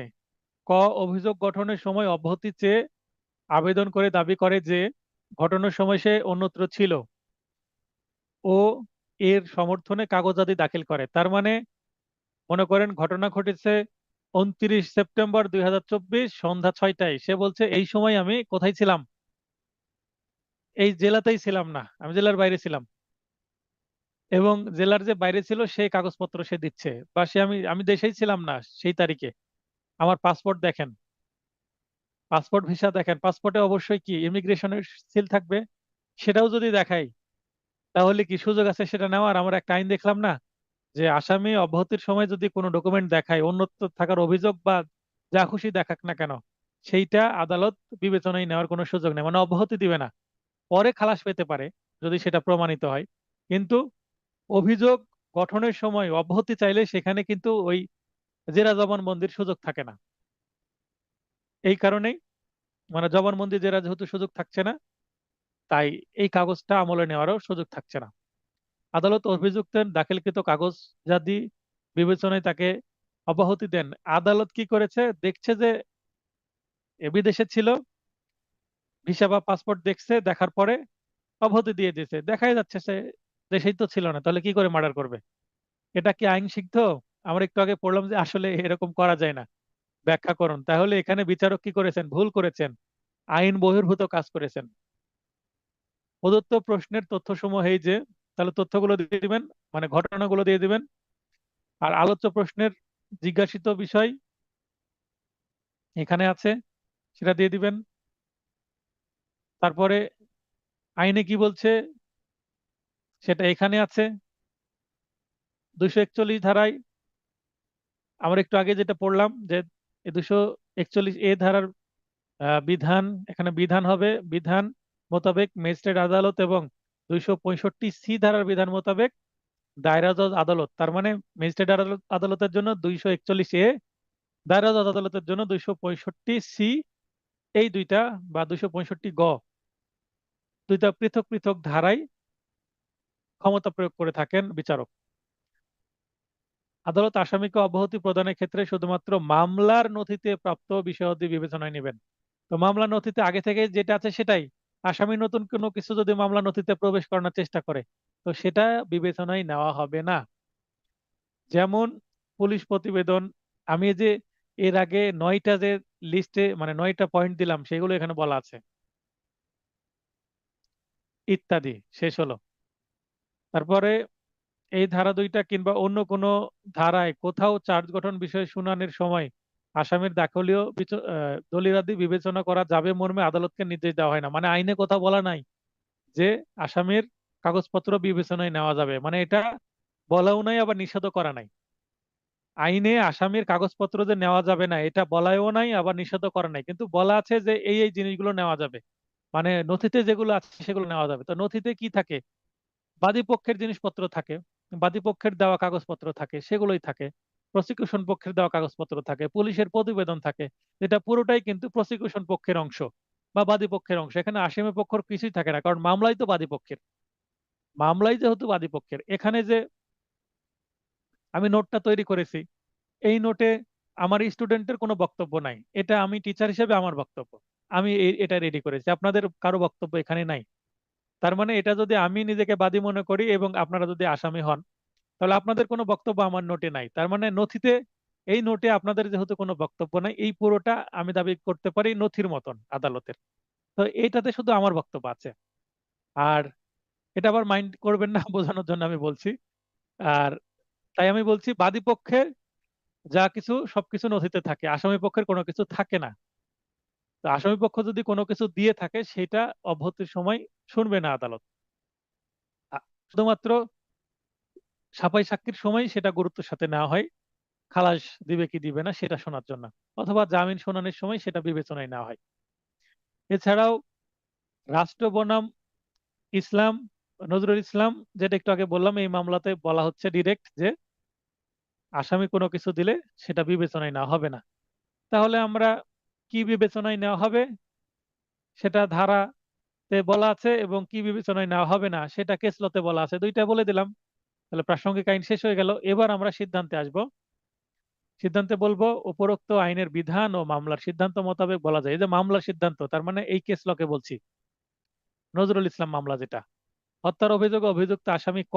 এখানে আমি এই যে ক এর কথা বলতে হবে, কর্তৃক অভিযোগ গঠনের সময় অব্যাহতি চেয়ে এর সমর্থনে কাগজাদি দাখিল পূর্বক ঘটনার সময় সে অন্যত্র ছিল মর্মে দাবি করলো। এই যে সে বলতে এই ককে বোঝাচ্ছি, কারণ প্রশ্নে আমার ক ব্যবহার করা হয়েছে, তাই আমার উত্তরেও কিন্তু ক এর কথা আসতে হবে। আমি প্রশ্ন করছি প্রবলেমেটিক প্রশ্ন, আমি উত্তর আমি চাচ্ছি এ বি সি বা ক খ বা মানুষের নাম ব্যবহার করছি। আপনি উত্তরে যদি ক খ বা মানুষের নাম ব্যবহার না করেন, এমনি বলেন যে আসামি, আসামির কোনো বক্তব্য বিবেচনায় নিবে না, তার মানে এটা থিওরিটিক্যাল প্রশ্ন হয়ে গেল। এটা প্রবলেমেটিক প্রশ্ন হলে যে ব্যক্তির নাম ব্যবহার করা হবে সেই ব্যক্তির নাম, মানে ক, এটা আপনার উত্তরে আসতে হবে, প্রতিফলিত হতে হবে। আইনে কি আছে সেটা তো আছেই, কিন্তু এই প্রবলেমেটিক প্রশ্নের ক্ষেত্রে এই পার্টিকুলার এই এই ব্যক্তির জন্য কি হবে, এবং এই ব্যক্তির মামলায় যে সিদ্ধান্ত এসেছে, বিচারক দিয়েছেন, সে বিচারকের সিদ্ধান্তের কি হবে সেটা আপনাকে ক্লিয়ার করতে হবে। আপনি শুধু আইন বলে দিলে হবে না। এই যে লাস্টের সিদ্ধান্ত যেটা আমি ব্লু হাইলাইট করছি, সেই অংশ আপনাকে অবশ্যই লিখতে হবে। ব্লু হাইলাইটের অংশ যদি না লিখেন নম্বর 0 করে দেব। তো অন্যত্র ছিল দাবি করলেও তা বিবেচনায় নেওয়ার কোনো সুযোগ নেই। কারণ একটু আগে আমি আইনে সেটা বলেছি, আইনে যেটা আছে সেটাই আমি এই মামলার ক্ষেত্রে অ্যাপ্লাই করছি। তাহলে আগে যা কিছু ছিল সেগুলো আইন, আর এখন কি করছি সেটা অ্যাপ্লাই করছি। সুতরাং উক্ত মামলায় আসামিকে অভিযোগের দায় হতে অব্যাহতি প্রদানের আদালতের এমন সিদ্ধান্ত মোটেও আইন সিদ্ধ হয়নি, মানে এটা অবৈধ হয়েছে। আইন সিদ্ধ শব্দের অর্থ কি? বৈধ। আইন সিদ্ধ মানে বৈধ। আর আমি বলতে পারি মোটেও আইন সিদ্ধ হয়নি বা অবৈধ হয়েছে, এটা বলা যাবে। আদালতের এমন সিদ্ধান্ত দ্বারা সংক্ষুব্ধ পক্ষ এর বিরুদ্ধে সংশ্লিষ্ট উচ্চ আদালতে রিভিশন দায়ের করে তা বাতিল করতে পারবেন। যদি কেউ এরকম করে তাহলে প্রসিকিউশন পক্ষ কি করবে? অব্যাহতি দিয়ে দিয়েছে, যেটা দেওয়া যায় না, এটার বিরুদ্ধে রিভিশন করতে পারবে। তাহলে রিভিশন করলে অব্যাহতি বাতিল হয়ে যাবে। যদি অব্যাহতি বাতিল হয়ে যায় তাহলে চার্জ গঠন হবে। চার্জ গঠন হয়ে তার আবার কি হবে? বিচার হবে। আজকে দুইটা টপিক আলোচনা করার কথা, পরের টপিকে চলে যাচ্ছি। পরের টপিক কি বলা হচ্ছে? ডক্ট্রিন অফ ডাবল জিওপার্ডি, দ্বৈত বিপদ বা দোবারা সাজা মতবাদ। আমরা সিপিসি তে কি পড়েছি?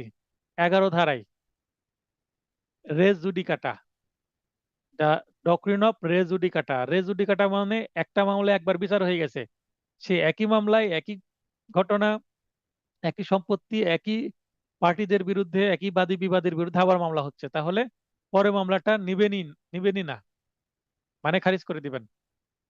মানে একই বিষয় আবার কয়বার? আপনি একবার পরীক্ষা দিলেন, বার কাউন্সিলের রেজাল্ট দিল, তাহলে একই রেজাল্ট আবার কয়বার দিবে? আপনার রেজাল্ট হয়ে গেল মানে হয়ে গেল।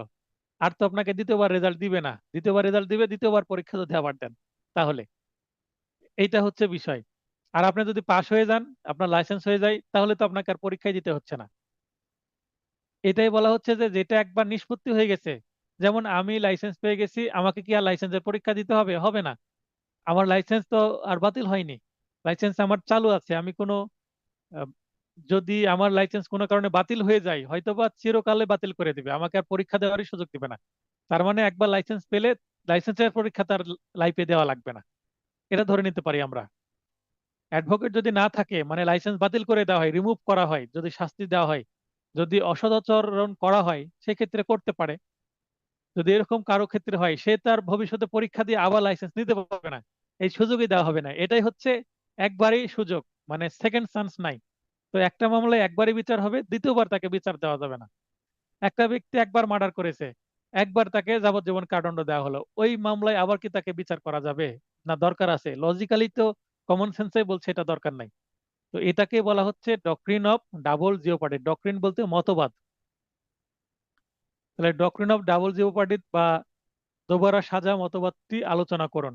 এইভাবে প্লেন কোশ্চেন আসতে পারে।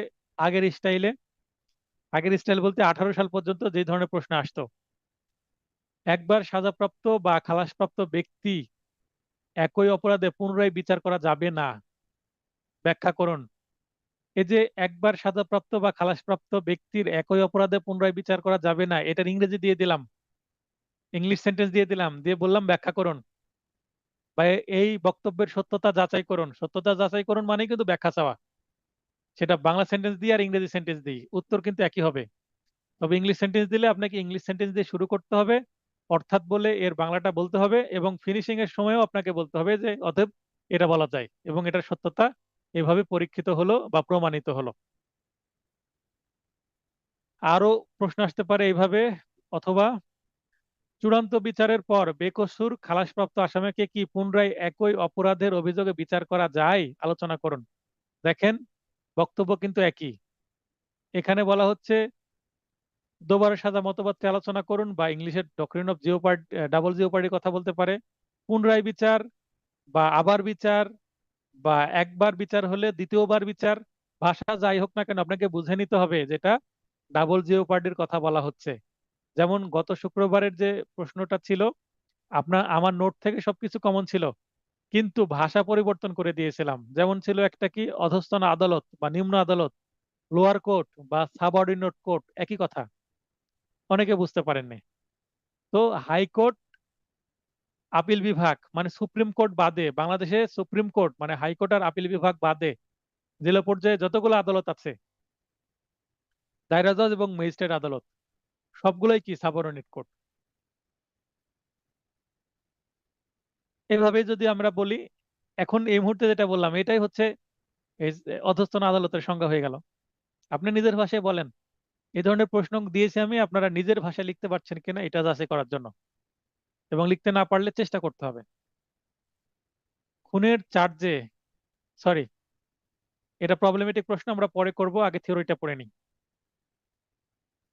তাহলে ডাবল জিওপার্ডি নীতিটা কি সেটা আগে ছোট করে সংজ্ঞা দিয়ে দিই। দোবরা সাজা বলতে, দোবরা সাজার বিরুদ্ধে যে মতবাদটি শতাব্দী পুরানো, কমন ল থেকে উদ্ভূত, তাকেই বোঝায়। তার মানে দোবারা সাজা বলতে কি বোঝাচ্ছে, দোবারা সাজার বিরুদ্ধে যে মতবাদ সেটা, মানে দোবারা সাজা দেওয়া যাবে না এটার বিরুদ্ধে, দোবারা সাজার পক্ষে না, কিন্তু দোবারা সাজা দেওয়া যাবে না তার মানে এটার বিরুদ্ধে। মতবাদটি ফৌজদারি বিচার ব্যবস্থার অখণ্ডতা ও মানবাধিকার রক্ষায় বিশেষ ভূমিকা পালন করে। মানবাধিকার এখানে কেন আসলো? একটা ব্যক্তিকে একটা অপরাধ করেছে, 1 বছরের সাজা দেওয়া হলো, 1 বছর সাজা খেটে সে বের হয়ে আসলো, ওই অপরাধে তার নামে আবার মামলা দিয়ে আবার কি সাজা দেওয়া যাবে? সেটা তো করা যাবে না, সেটা তো ঠিক হবে না, সেটা বলা হচ্ছে। 403 ধারার মূল বক্তব্য হলো, এখানে 403 ধারায় আছে, এই ফৌজদারি কার্যবিধির 403 ধারায় কি আছে, ডাবল জিও পার্টি সম্পর্কে বলা আছে। একবার দণ্ডিত বা খালাসপ্রাপ্ত ব্যক্তির একই অপরাধের জন্য পুনরায় বিচার করা যাবে না। অত্র ধারায় মূলত 3টি নীতি বা মতবাদ প্রতিফলিত হয়েছে, যথা দোবারো সাজা অর্থাৎ ডাবল জিও পার্টি, এটা করা যাবে না। আর 2 নম্বর হচ্ছে পূর্বে খালাসপ্রাপ্ত অর্থাৎ অ্যাকুয়ার ফয়েলস অ্যাকুইট, ইংরেজি হচ্ছে অ্যাকুয়ার ফয়েস অ্যাকুইট, অথবা পূর্বে দণ্ডপ্রাপ্ত মানে অ্যাকুয়ার ফয়েস কনভিক্ট। তাহলে খালাসপ্রাপ্ত হলে অ্যাকুইটেড হয়ে গেছে, আর দণ্ডপ্রাপ্ত হলে কনভিক্টেড হয়েছে। কনভিকশন মানে দণ্ড দেওয়া, মানে আসামির যদি সাজা হয় তাহলে এটা বলে কনভিক্টেড পার্সন হয়ে গেল। আর যখন আসামি শুধু হচ্ছে, মামলা চলছে, তখন তাকে বলা হবে শুধুমাত্র অ্যাকিউজড বা অভিযুক্ত ব্যক্তি বা আসামি। সাজাপ্রাপ্ত হওয়ার পরে তাকে কনভিক্টেড পার্সন বলতে হবে, আর খালাস পেলে অ্যাকুইটেড পার্সন বলতে হবে। তো খালাসপ্রাপ্ত হোক অথবা সাজাপ্রাপ্ত হোক বা দণ্ডপ্রাপ্ত হোক না কেন, সেটা যদি হয় তাহলে পুনরায় আবার সাজা দেওয়া যাবে না। এবং একই বিষয়ে কাউকে দুইবার বিচারের সম্মুখীন করা যায় না, যেটা নিমো ডেবেট বিস ভেক্সালারি। এই যে এটা একটা ল্যাটিন ম্যাক্সিম, মনে করেন যে এই ল্যাটিন ম্যাক্সিমটা তুলে দিলাম, নেমো ডেভিড ভিজ ভেক্সালারি, এর অর্থ কি? এমসিকিউ প্রশ্ন হতে পারে এইভাবে। অথবা এটা তুলে দিয়ে বলতে পারেন, এই ল্যাটিন ম্যাক্সিমটির সত্যতা বা যথার্থতা ব্যাখ্যা করুন, বা এই ল্যাটিন মানে নেমো ডেভিড ভিজ ভেক্সালারি, এই ল্যাটিন ম্যাক্সিমটি ফৌজদারি কার্যবিধির ফৌজদারি কার্যবিধিতে প্রতিফলিত বা অনুসরণীয় কোন মতবাদকে অনুসরণ করে, বা এটা থেকে কোন মতবাদের উৎপত্তি হয়েছে। এইভাবে কিন্তু রিলেটেড প্রশ্ন আসতে পারে, তাই আপনার এই ইংরেজিগুলো প্লাস বাংলাগুলো মনে রাখতে হবে। উপরোক্ত 3টি নীতির মধ্যে মূলত দোবারা সাজা এর বিরুদ্ধে মতবাদটি ব্যাপকভাবে পরিচিত। দোবারা সাজা বা দোবার দোবারা সাজার বিরুদ্ধে মতবাদটি অন্য 2টি মতবাদের উপরই প্রতিষ্ঠা লাভ করেছে। এখানে দোবারা বানানটা একটু ঠিক করে নেবেন, রয় আকার দিয়ে দিবেন। নিম্নে ফৌজদারি কার্যবিধি 1898 এর 403 ধারার আলোকে দোবারা সাজা বা ডাবল জিওপার্ডি এর বিরুদ্ধে প্রতিষ্ঠিত ও প্রচলিত মতবাদটি আলোচনা করা হলো। 5টা পয়েন্ট আছে। একই অপরাধে পুনরায় বিচার করা যাবে না, সহজ কথা। এক্ষেত্রে দণ্ডিত বা খালাসপ্রাপ্ত ব্যক্তির বিরুদ্ধে পৃথক অভিযোগ গঠন করা যেত। যে ক্ষেত্রে দণ্ডিত বা খালাসপ্রাপ্ত ব্যক্তির বিরুদ্ধে পৃথক অভিযোগ গঠন করা যেত, মানে একটা অভিযোগ গঠন করা হয়েছে কিন্তু আসলে সে ভিন্ন অপরাধ করেছে, সেক্ষেত্রে পরবর্তীতে পৃথক অভিযোগে বিচার করা যাবে। দেখেন এখানে কিন্তু ডোবারা সাজা নীতির এখানে লিমিটেশন বের হয়ে আসলো। মনে করেন যে একটা ব্যক্তি তার বিরুদ্ধে কি করা হয়েছে, চুরির অভিযোগ আসছে, কিন্তু পরে জানা গেল সেটা চুরি না, সেটা হচ্ছে বলপূর্বক আদায়, অথবা সেটা চুরি না, সেটা বিশ্বাসভঙ্গ। সেক্ষেত্রে ওই আগের মামলায় তাকে খালাস দেওয়া হোক বা সাজা দেওয়া হোক, তাকে কিন্তু আবার নতুন করে মামলা দিয়ে এই নতুন ধারায় তার সাজা করা যাবে একই ঘটনার। অথবা কি করা যাবে, ওই মামলাতে রিভিশন বা আপিলে গিয়ে আপিল আদালতকে বলা যাবে যে এই মামলায় যেন অভিযোগটা সংশোধন করে, মানে চার্জটা সংশোধন করে নতুন চার্জ গঠন করা হয় এবং বিচার করা হয়। তার মানে এখানে কিছুটা ডাবল জিওপার্ডির বিপরীতে চলে গেল। একবার বলছে পুনরায় বিচার করা যাবে না, আবার কিন্তু করছে। মনে করেন একটা মোবাইল চুরি করেছে, সেইটার বিচার আবার হচ্ছে কি না, মোবাইলটা চুরি করেনি, বিশ্বাস ভঙ্গ করেছে। গত ক্লাসে যেটা উদাহরণ দিয়েছিলাম, একটু কল্পনা করেন। অপরাধের ফলস্বরূপ পরবর্তীতে পৃথক অভিযোগের সৃষ্টি হলে শেষোক্ত অপরাধের বিচার করা যাবে। মনে করেন একটা ব্যক্তি আরেকটা ব্যক্তির মাথায় আঘাত করলো, মাথায় আঘাত করার ফলে সে গুরুতর আঘাতপ্রাপ্ত হলো, তার মানে 326, 307 ভাইটাল দুইটা ধারা আসবে, attempt to murder and grievous heart.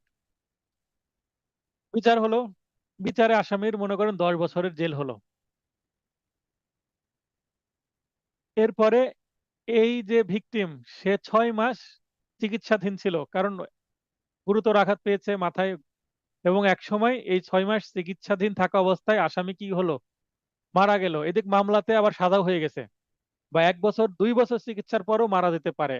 যদি মেডিকেল রিপোর্টে বলা হয় যে ওই যে আঘাত পেয়েছিল 1 বছর বা 1.5 বছর বা 2 বছর আগে, সেই আঘাতের ফলশ্রুতিতেই, এই আঘাতের কারণেই আজকে এই রোগীর মৃত্যু হলো, তাহলে এই যে আসামি যে আঘাতটা দিয়েছিল 326, 307, যা অলরেডি 10 বছরের জেল হয়ে গেছে, এই মামলায় আবার চার্জ গঠন করে কি করা যাবে, আপিল বা রিভিশনের মাধ্যমে কিন্তু আসতে হবে।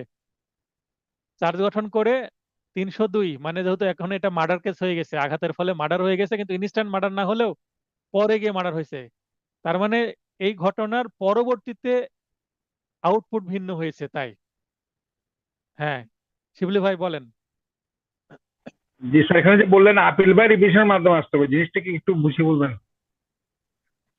মনে করেন যে সাজা দেওয়া হয়ে গেছে, তো মূল আদালত কি করেছে, রায় ঘোষণা করেছে না। কি? মূল আদালত যদি রায় ঘোষণা করে ফেলে, তার মামলা নিষ্পত্তি হয়ে গেল না। আচ্ছা, বুঝতে পেরেছি। ধন্যবাদ। মামলা যদি নিষ্পত্তি হয়ে যায়, তাহলে একটা কথা আছে না যে হাকিম লড়ে তবু হুকুম লড়ে না হাকিমের। তা হাকিম যদি একবার হুকুম দিয়ে দেয় বিচারক, সেটা কি তিনি পরিবর্তন করতে পারবেন? পরিবর্তন করতে পারবেন না। এই কারণে আপিল অথবা রিভিশনের মাধ্যমে তাকে আসতে হবে, অথবা নতুন মামলাও করা যাবে। আর আলাদা নতুন মামলা করা যাবে। আগেরটা কি ছিল, 307, 326, কিন্তু পরে মার্ডার কেস বা 302 নতুন মামলাও করা যাবে। নতুন মামলা করতেও কিন্তু বাধা নাই, যদি দেখে যে আউটপুটে আউটপুট ভিন্ন আসলো, মানে আগে ছিল আহত, এখন হয়ে গেল নিহত, আগে ছিল গুরুতর আঘাত, এখন হয়ে গেল মার্ডার বা খুন। আশা করি বুঝতে পেরেছেন। তার মানে ডাবল জিওপার্ডি নীতি তখন আর কি হবে না, বাধা সৃষ্টি করবে না নতুন মামলায়। কারণ ভিকটিমকে তো আমাকে কি দিতে হবে, রেমেডি দিতে হবে। আসামির এখন কি হতে পারে, মৃত্যুদণ্ড হতে পারে বা যাবজ্জীবন কারাদণ্ড হতে পারে। 10 বছর থেকে এই সাজাটা কি হবে, এক্সালারেট হবে, বেড়ে যাবে, বৃদ্ধি পাবে। পূর্ববর্তী অপরাধের বিচারকারী আদালত ক্ষমতা সম্পন্ন না হলে উক্ত কার্যধারা হতে সৃষ্ট ভিন্ন অপরাধের বিচার করা যাবে।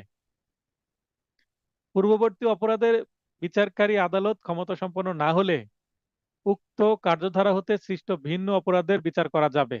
তার মানে ম্যাজিস্ট্রেট কোর্টে মনে করেন বিচার হয়েছে, কিন্তু যদি মার্ডার কেস হয়, ম্যাজিস্ট্রেট তো আর মার্ডার কেসের বিচার করতে পারবে না, দায়রা জজে যাবে। তাই বলছে বিচার করা যাবে। তার মানে 3 আর 4 মোটামুটি একই ধরনেরই বিষয়। অত্র ধারার কোন বিধান জেনারেল ক্লজেস অ্যাক্ট 1897 বা 97 এর 26 ধারা বা অত্র কার্যবিধির 188 বা 88 ধারার বিধানকে প্রভাবিত করবে না। জেনারেল ক্লজেস অ্যাক্ট এমন একটা আইন যেখানে মানে সকল টার্মের ব্যাখ্যা করা আছে। খুবই চমৎকার একটা আইন। অ্যাডভোকেট কাকে বলে সেখানে পাবেন, তারপরে আরো যে সংজ্ঞাগুলো সেখানে পাবেন। তার মানে জেনারেল ক্লজেস অ্যাক্ট বলতে যে আইনে সকল আইনের দুর্বোধ্য জিনিসগুলো ব্যাখ্যা করা আছে। যেমন আমরা যখন হাই স্কুল, কলেজে, ইভেন প্রাইমারিতেও কবিতা কবিতা থাকে। কবিতা কি থাকে? মূল ভাব থাকে। দেখবেন কবিতা থাকে, কবিতার মূল ভাব থাকে, মানে কবিতার ভাষা বোঝা যায় না, কাব্যিক ভাষায় লেখা থাকে, বলা থাকে আরেক এক, আর এটার অর্থ অন্যরকম হয়। কেন? শব্দ এক, অর্থ আরেক। কারণ এখানে মেটাফর ইউজ করা থাকতে পারে। মেটাফর কি? রূপক। বলা হচ্ছে মেয়েটা চাঁদের মতো সুন্দর, তার মানে এখানে হচ্ছে অনেক সুন্দর, কিন্তু চাঁদ কি আসলে সুন্দর? চাঁদ কি আসলে চাঁদের সাথে তুলনা করা হচ্ছে, মানে এটা কবিতায় ভাষা ব্যবহার করা হচ্ছে। এটা একটা মেটাফর।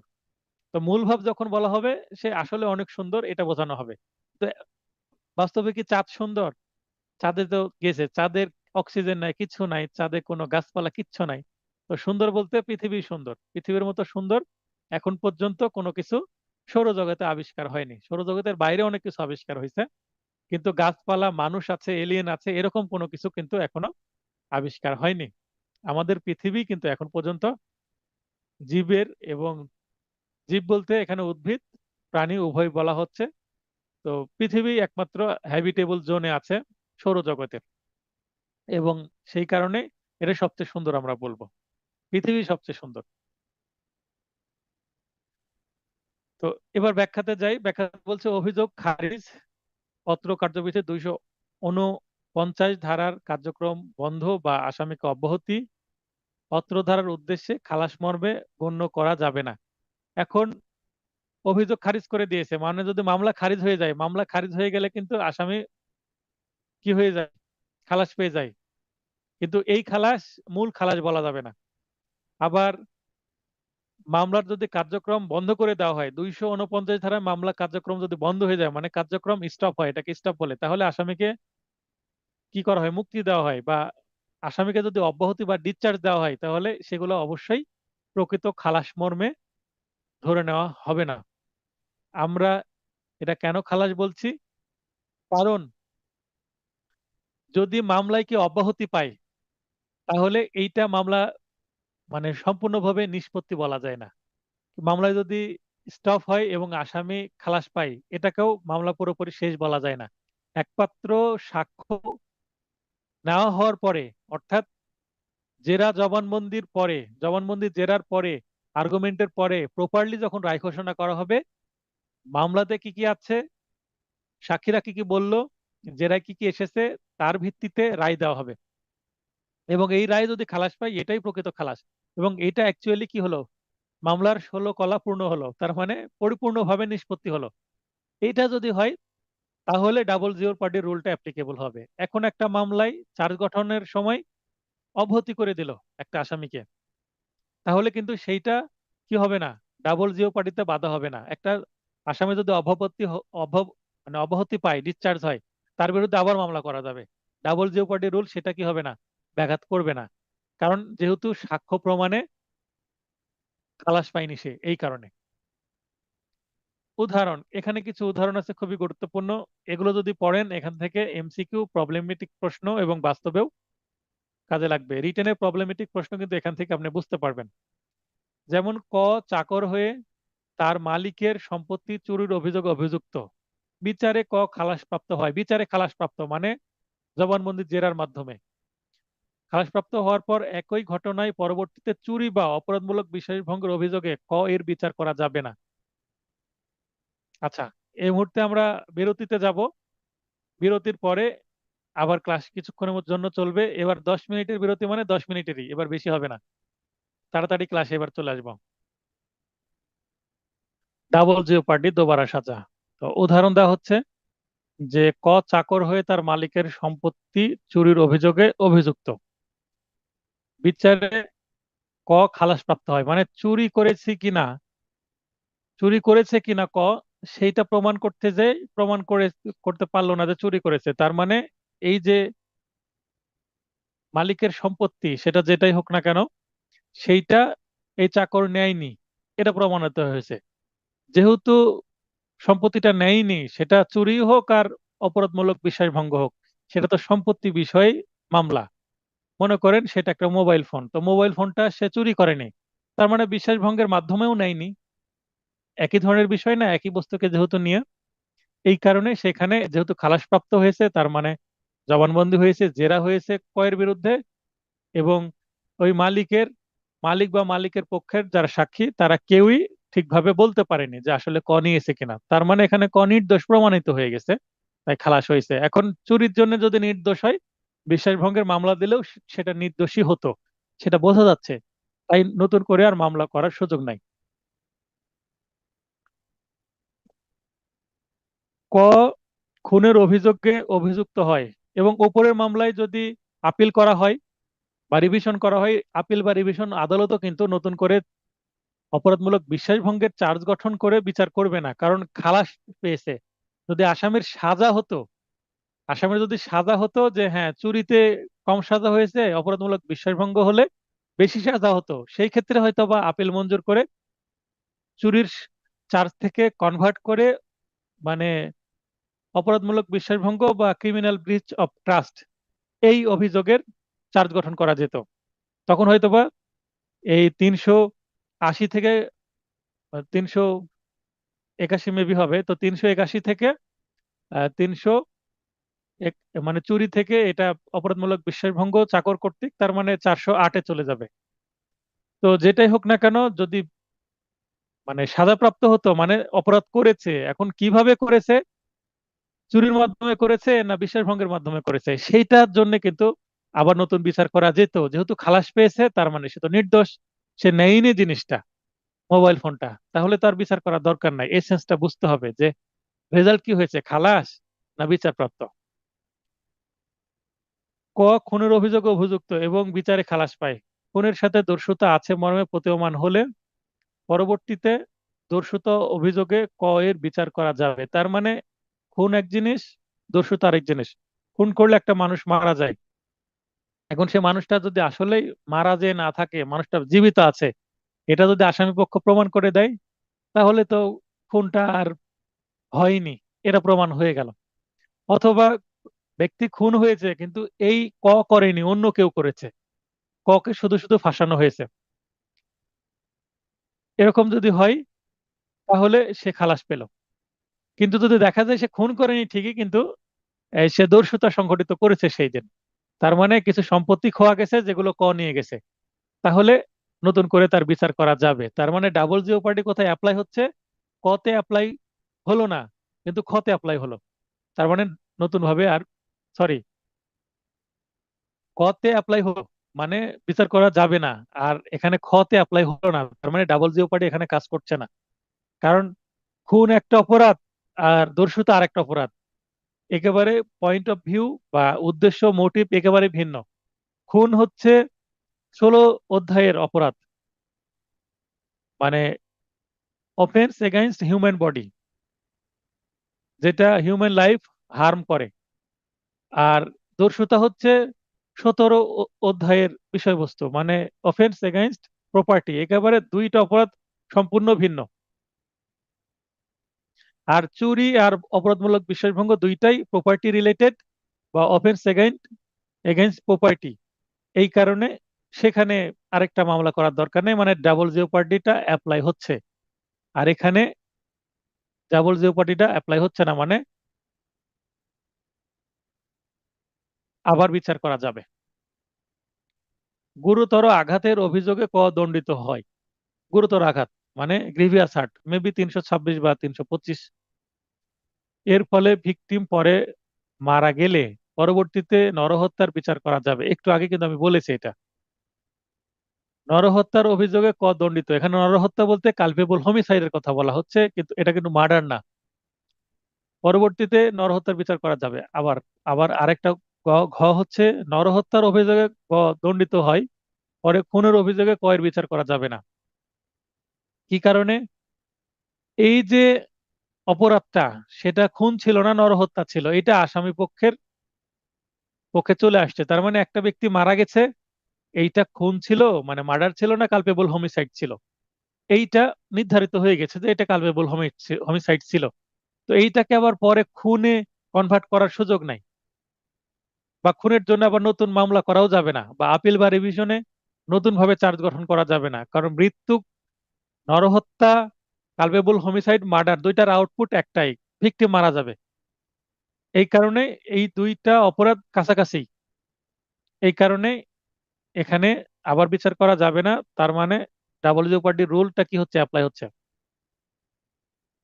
ক, আঘাত করার অভিযোগে দণ্ডিত, শুধু আঘাত, তার মানে সাধারণ আঘাত বা 323 ধারার কথা বলছি মেবি, পরবর্তীতে ফলস্বরূপ পৃথক অপরাধের সৃষ্টি না হলে আঘাতের জন্য পুনর্বিচার করা যাবে না। তার মানে আঘাত দিয়েছে, সাধারণ আঘাত হয়েছে, সেইটা পরবর্তীতে সাধারণ আঘাত হয়েছে, পরবর্তীতে যদি ভিন্ন কোনো অপরাধ সৃষ্টি না হয়, তাহলে তার কিন্তু আবার বিচার করা যাবে না। ক, দেহ হতে সম্পত্তি চুরির অভিযোগে দণ্ডিত হয়। দেহ হতে সম্পত্তি চুরি, তার মানে পকেট মেরে নিয়েছে, যেটা আমরা পকেট মার বলি। দেহ থেকে বলতে মনে করেন কানে দুল পড়েছিল, গলায় মালা পড়েছিল, হাতে চুড়ি ছিল, নাকে কি বলে নাকফুল, অর্নামেন্ট মহিলাদের, অথবা যদি পুরুষ ব্যক্তি হয় হাতে আংটি ছিল, মহিলাদেরও আংটি থাকতে পারে, বা মানি ব্যাগ ছিল, বা পার্স ছিল, সেটা শরীরের কোনো অংশে ছিল, মানে শরীরের পোশাকে থাকা আর শরীরের সাথে লেগে থাকা, মানে চামড়াকে বা স্কিনকে স্পর্শ করে থাকতে হবে তেমন না। পোশাকের পকেটে বা আমার হাতে একটা ব্যাগ ছিল, ব্যাগের মধ্যে ছিল, সেটা কিন্তু দেহ থেকেই সম্পত্তি চুরি বলা হবে।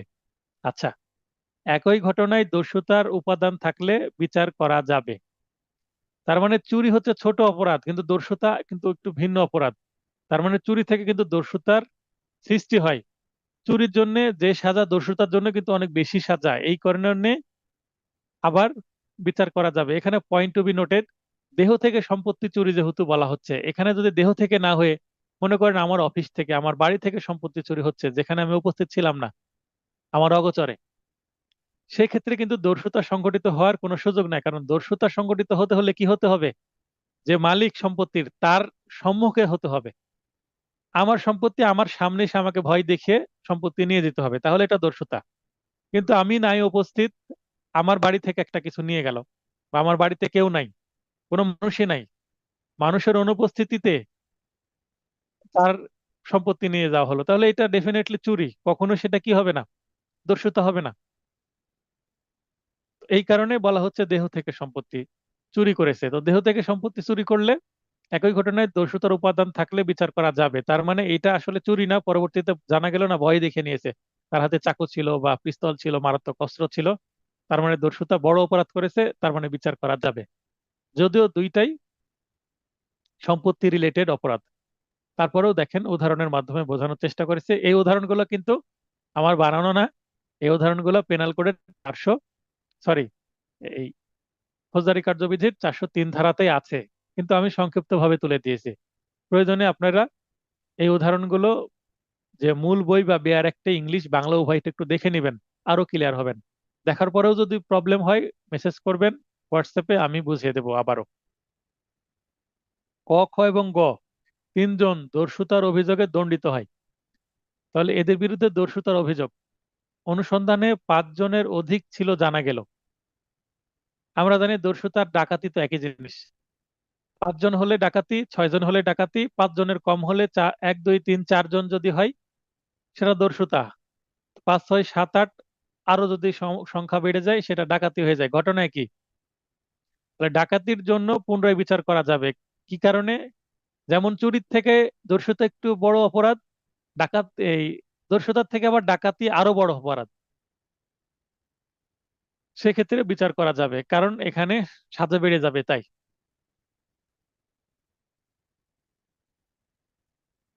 উপরোক্ত আলোচনা হতে উপলব্ধি করা যায় যে দোবারা সাজা বা ডাবল জিওপার্ডি এর বিরুদ্ধে মতবাদটি প্রযোজ্য হতে হলে মূলত 3টি শর্ত পূরণ হওয়া আবশ্যক। এই 3টি শর্ত মনে রাখবেন, তাহলে কিন্তু যে কোনো ঘটনাকে এই 3টি শর্ত দ্বারা বিশ্লেষণ করতে পারবেন। এবং আবার মামলা করা যাবে কি যাবে না, আবার বিচার করা যাবে কি যাবে না, এটার উত্তর পেয়ে যাবেন। একই অপরাধ হতে হবে, মানে অপরাধের ভিন্নতা আসা যাবে না। একই ব্যক্তি বা ব্যক্তিবর্গ হতে হবে, তার মানে আসামি ওনারাই হতে হবে, অন্য ভিন্ন কোনো আসামি হলে হবে না। এখতিয়ার সম্পন্ন আদালতে বিচার শেষে খালাস পেতে হবে, যদি খালাস পেতে হয় তাহলেই হবে। আর যদি দণ্ড পাই তাহলে কিন্তু হবে না। কারণ দণ্ড পেলে সাধারণত সেটা করা যাবে না, কিন্তু যদি ভিন্ন অপরাধ হয়ে যায়, যেমন ছয়ে দেখেন এখানে দণ্ডিত হয়েছে, কিন্তু এখানে অপরাধ ভিন্ন হয়ে গেছে, তার মানে এখানে 6 নম্বর যে উদাহরণ, সর্বশেষ উদাহরণ, এটা 1 নম্বর পয়েন্টের সাথে ম্যাচ করছে। তাই কোনো না কোনো পয়েন্টের সাথে ম্যাচ করবে, এক বা একাধিক। এটা বোঝার চেষ্টা করবেন, তাহলে ডাবল জিওপার্ডিটা বুঝে যাবেন। আচ্ছা, এবার মেবি ডাবল জিওপার্ডির উপর একটি প্রবলেমেটিক কোশ্চেন পড়ি। খুনের চার্জে ক এর বিচার শেষে তাকে খালাস দেওয়া হয়, খালাস পেয়ে গেল। এক্ষেত্রে তার বিরুদ্ধে দস্যুতার কোনো চার্জ ছিল না, মানে মামলায় দস্যুতার বিষয়টা আসেইনি, কিন্তু মামলার তদন্তে প্রকাশ পায় যে খুনের সময় ক দস্যুতা করেছিল। আচ্ছা, খুনের চার্জে ক এর বিচার শেষে তাকে খালাস দেওয়া হয়, কিন্তু মামলার তদন্তে প্রকাশ পায় যে খুনের সময় ক দস্যুতা করেছিল। এখানে তদন্ত বলতে অধিকতর বা ফার্দার ইনভেস্টিগেশনের কথা বলা হচ্ছে। কারণ মামলায় যদি খালাস পেয়ে যায়, মেবি একবার তদন্ত হয়ে গেছে, তার মানে এখানে খালাস পাওয়ার পরে খালাসের বিরুদ্ধে প্রসিকিউশন পক্ষ বা বাদী পক্ষ কি করেছে, রিভিশন করেছে বা আপিল করেছে। তো আপিল যদি করে থাকে, তাহলে আপিলে তারা কি দাবি করতে পারে, যে এইটা ফার্দার ইনভেস্টিগেশন, মানে পুনরায় তদন্ত দেওয়া হোক। এবং পুনরায় তদন্তে দেখা যাচ্ছে যে এখানে কি আছে, এখানে খুনের সময় দস্যুতা করেছিল এটাও আসছে, তার মানে শুধু মেরেই ফেলেনি, তার সম্পত্তিও নিয়ে গেছে। পরে জানা গেল যে হ্যাঁ, কিছু সম্পত্তি খোয়া গেছে, বাসায় মোবাইল ফোন ছিল, নগদ নগদ টাকা ছিল, সেগুলো নিয়ে গেছে, ল্যাপটপ ছিল, সেগুলো নিয়ে গেছে। এই ধরনের কিছু বিষয় আসছে। তো পরবর্তীতে ক এর বিরুদ্ধে দস্যুতার চার্জ আনা ও বিচার করা যাবে কি? পরবর্তীতে ক এর বিরুদ্ধে দস্যুতার চার্জ আনা ও বিচার করা যাবে কি? কারণ সহ উত্তর দিন। এখন আপিল আদালত যদি বলে যে হ্যাঁ, এটা যেহেতু ফার্দার তদন্ত হয়েছে, ফার্দার তদন্তে আপিল আদালতের মাধ্যমে তদন্তটা আসছে, আপিল আদালতের তদন্তে দেখা যাচ্ছে যে হ্যাঁ, ফার্দার ইনভেস্টিগেশনে দস্যুতার কথা আছে, তখন আপিল আদালত বিচারিক আদালতকে বলবে যে এটা আবার চার্জ গঠন করেন, এখানে 302 ধারাও নিয়ে আসেন এবং দস্যুতার ধারাটাও নিয়ে আসেন, নিয়ে এসে আবার বিচার করেন, মানে আবার সাক্ষী নেন, আবার জেরা হোক, আবার আর্গুমেন্ট হোক, আবার আপনি রায় দেন। তাহলে ঘটনা বলে দিলেন, বিচার্য বিষয় বলে দিলেন, মানে ডাবল জিওপার্ডি রুলটা আসছে কিনা। তাহলে ফৌজদারি কার্যবিধির 403-2 উপধারার বিধান মতে যে ক্ষেত্রে দণ্ডিত বা খালাসপ্রাপ্ত ব্যক্তির বিরুদ্ধে পৃথক অভিযোগ গঠন করা যেত, সেই ক্ষেত্রে পরবর্তীতে পৃথক অভিযোগে বিচার করা যাবে। কারণ খুন এক জিনিস, দস্যুতা আরেক জিনিস। খুন হচ্ছে হিউম্যান বডির বিরুদ্ধে অপরাধ, আর দস্যুতা হচ্ছে প্রপার্টির বিরুদ্ধে অপরাধ। দুইটা পৃথক জিনিস, পৃথক অপরাধ, অবশ্যই বিচার করা যাবে। তার মানে রুল, ডাবল জিওপার্ডির রুল এখানে কাজ করবে না, ডক্টরিনটা এখানে কাজে লাগবে না, মানে আবার সাজা দেওয়া যাবে।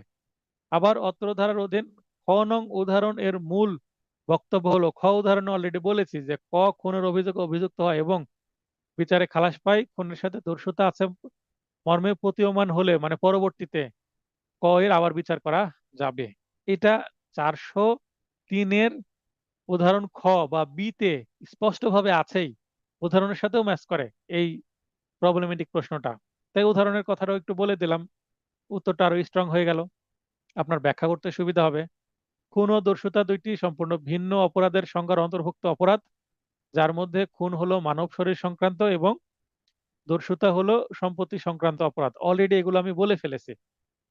তাই আসলে প্রবলেমেটিক প্রশ্ন কিছুই না, থিওরিটিক্যাল প্রশ্নেরই কিন্তু একটা অ্যাপ্লাইড ভার্সন। যেমন ফিজিক্স কেউ পড়ে, আবার অ্যাপ্লাইড ফিজিক্স কেউ পড়ে। ফিজিক্সে থিওরিগুলো শেখানো হয়, অ্যাপ্লাইড ফিজিক্সে এই থিওরিগুলো বাস্তবে কিভাবে কাজে লাগিয়ে কোনো ইনোভেশন করা যাবে, কোনো কিছু আবিষ্কার করা যাবে, সেইটা শেখানো হয় অ্যাপ্লাইড ফিজিক্সে। তো আপনারা যে আইন পড়ছেন, এই আইনের অ্যাপ্লিকেশন কোথায়? আদালতে যখন আপনি আইনজীবী হিসাবে কাজ করবেন তখন অ্যাপ্লাই হবে।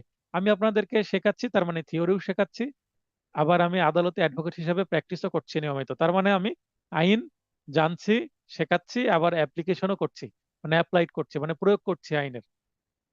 তো প্রবলেমেটিক প্রশ্ন হচ্ছে আইনের প্রয়োগ। আপনি কিভাবে প্রয়োগ করতে পারছেন একটা সমস্যাকে সমাধান করার জন্য, আইনকে আপনি কিভাবে কাজে লাগাচ্ছেন, এইটাই প্রবলেমেটিক প্রশ্নে দেখা হয় যে আপনার দক্ষতা কতটুকু আছে, একটা সিচুয়েশনকে আপনি কিভাবে আইনের মাধ্যমে ডিল করছেন। আপনি তো আইনজীবী, আপনি আইনের জাহাজ। আইনজীবী হতে হলে আইনের জাহাজ হতে হবে আপনাকে, ভালো আইনজীবী হতে হলে। আইনের জাহাজ বলতে আপনাকে সব মুখস্থ থাকতে হবে তা না, কিন্তু আপনার ভাষা ভাষা ধারণা থাকতে হবে। একটা প্রবলেম শুনে আপনাকে বুঝতে হবে যে হ্যাঁ, এই প্রবলেমটা কোন আইনে অপরাধ হয়েছে। আইনে ধারা মনে না থাকলেও এইটা পেনাল কোডে অপরাধ হয়েছে, না নারী শিশু আইনে অপরাধ হয়েছে, না বিশেষ ক্ষমতা আইনে অপরাধ হয়েছে, না মাদক আইনে অপরাধ হয়েছে, না যৌতুক আইনে অপরাধ হয়েছে, না এনে একটা অপরাধ হয়েছে। তো এইটা অন্তত আপনার কমন সেন্স থাকতে হবে। এটা কমন সেন্স থাকতে হলেও তো আইনগুলো পড়তে হবে। তা আইনগুলো পড়তে হলে তো অন্তত আপনাকে আইনের জাহাজ, মানে আক্ষরিক অর্থে বলাই যায়, তাহলে আপনি বলতে পারবেন। যেমন আদালতে আজকে একটা মামলায় হিয়ারিং করতে গিয়ে যেটা হলো, নারী শিশু মামলায় আসামি, 1 নম্বর আসামি হাজত বাস 1 মাসের মতন মিসকেস করেছে। আমি মিসকেসে বাধা দিয়েছি, আজকে নামঞ্জুর হয়েছে। আচ্ছা, এই নামঞ্জুর কেন হলো? কারণ আমার লটা জানা ছিল। এখানে তারা 22 ধারার জবানবন্দি বলছে, মেয়ে বলছে আমি ইচ্ছাকৃত ভাবে গেছি। কিন্তু মেয়ের বয়স 15 বছর 6 মাস জন্ম নিবন্ধন অনুসারে। তো আমি বলে দিলাম ধর্ষণের সংজ্ঞা আছে কি, যে সে যেহেতু একজন মাইনর, 15 বছর 6 মাসের মেয়ের কনসেন্ট নিয়েও যদি তার সাথে শারীরিক সম্পর্ক করা হয়, তাহলে সেটা কি হবে? ধর্ষণ হবে। তাহলে এই মামলাটাই যদিও অপহরণের মামলা, চার্জশিটে অবশ্যই ধর্ষণের ধারাটাও চলে আসবে। অলরেডি যে মেডিকেল সার্টিফিকেট, সেখানে কি আসছে? সেক্সুয়াল অ্যাসল্ট শব্দটা চলে আসছে। তার মানে এই মেয়ের সাথে শারীরিক সম্পর্ক করা হয়েছে, যদিও তার ইচ্ছাই করা হয়েছে, কিন্তু সে কি কনসেন্ট দিতে সমর্থ? সে তো সাবালক না, সাবালিকা না, সে মাইনর। অতএব তার কনসেন্ট বা তার সম্মতি এখানে কি না, গুরুত্বপূর্ণ না। তার মানে 22 ধারায় আমি নিজে ইচ্ছাকৃত ভাবে গেছি, বা আমার সাথে শারীরিক সম্পর্কে আমার কি ছিল, সম্মতি ছিল, এইটার কোনো ভ্যালু নাই আইনে। এই কারণে আসামির জামিন হলো না, জামিন নামঞ্জুর হলো। তো এইটা আমার জানা ছিল, ইনস্ট্যান্ট আমি সংজ্ঞাটা বলে দিলাম ধারা সহ। পেনাল কোডেও বলা আছে, নারী শিশু আইনে পেনাল কোডের সংজ্ঞাটা কি করা আছে, ধার করা আছে। দণ্ডবিধি 1860-এর 300 ধারায় খুন, এবং 390 ধারায় দস্যুতার সংজ্ঞা দেওয়া হয়েছে। তার মানে এখানে সংজ্ঞার ধারা আমি বলে দিতে হবে, এখানে সাজার ধারা না, সংজ্ঞার ধারা বলতে হবে। কারণ এখানে সংজ্ঞা দ্বারাই কিন্তু অপরাধটাকে আপনি ডিফাইন করতে পারেন। তাহলে উপরোক্ত আইনের বিধানাবলীর প্রেক্ষিতে বলা যায় যে খুনের চার্জে ক এর বিচার শেষে তাকে খালাস দেওয়া হলেও মামলার তদন্তে খুনের সময় ক দস্যুতা করেছিল মর্মে প্রকাশ পাওয়ায় পরবর্তীতে ক এর বিরুদ্ধে দস্যুতার চার্জ আনা ও বিচার করা যাবে। এই ক্ষেত্রে দোবারা সাজা মতবাদটি প্রযোজ্য হবে না। প্রযোজ্য বানানটা ঠিক করে নেবেন, কেননা খুন ও দস্যুতা দুইটি সম্পূর্ণ ভিন্ন অপরাধের সংজ্ঞার অন্তর্ভুক্ত অপরাধ। আচ্ছা, এখানে দুইটা আমি খুন এবং দস্যুতার সংজ্ঞার ধারা আমি ব্যবহার করেছি, সাজার ধারা ব্যবহার করিনি। কি কারণে? কারণ এখানে দস্যুতার কয়েকটি ধারা আছে, সাজার। তো কোনটা ব্যবহার করব? সবগুলোই ব্যবহার করতে হবে, বা যে কোনো একটা ব্যবহার করা যায়। তবে সংজ্ঞার ধারাটা ব্যবহার করাটাই বেশি যুক্ত, কারণ আপনি মামলা করছেন না, প্রবলেমেটিক প্রশ্ন সলভ করছেন।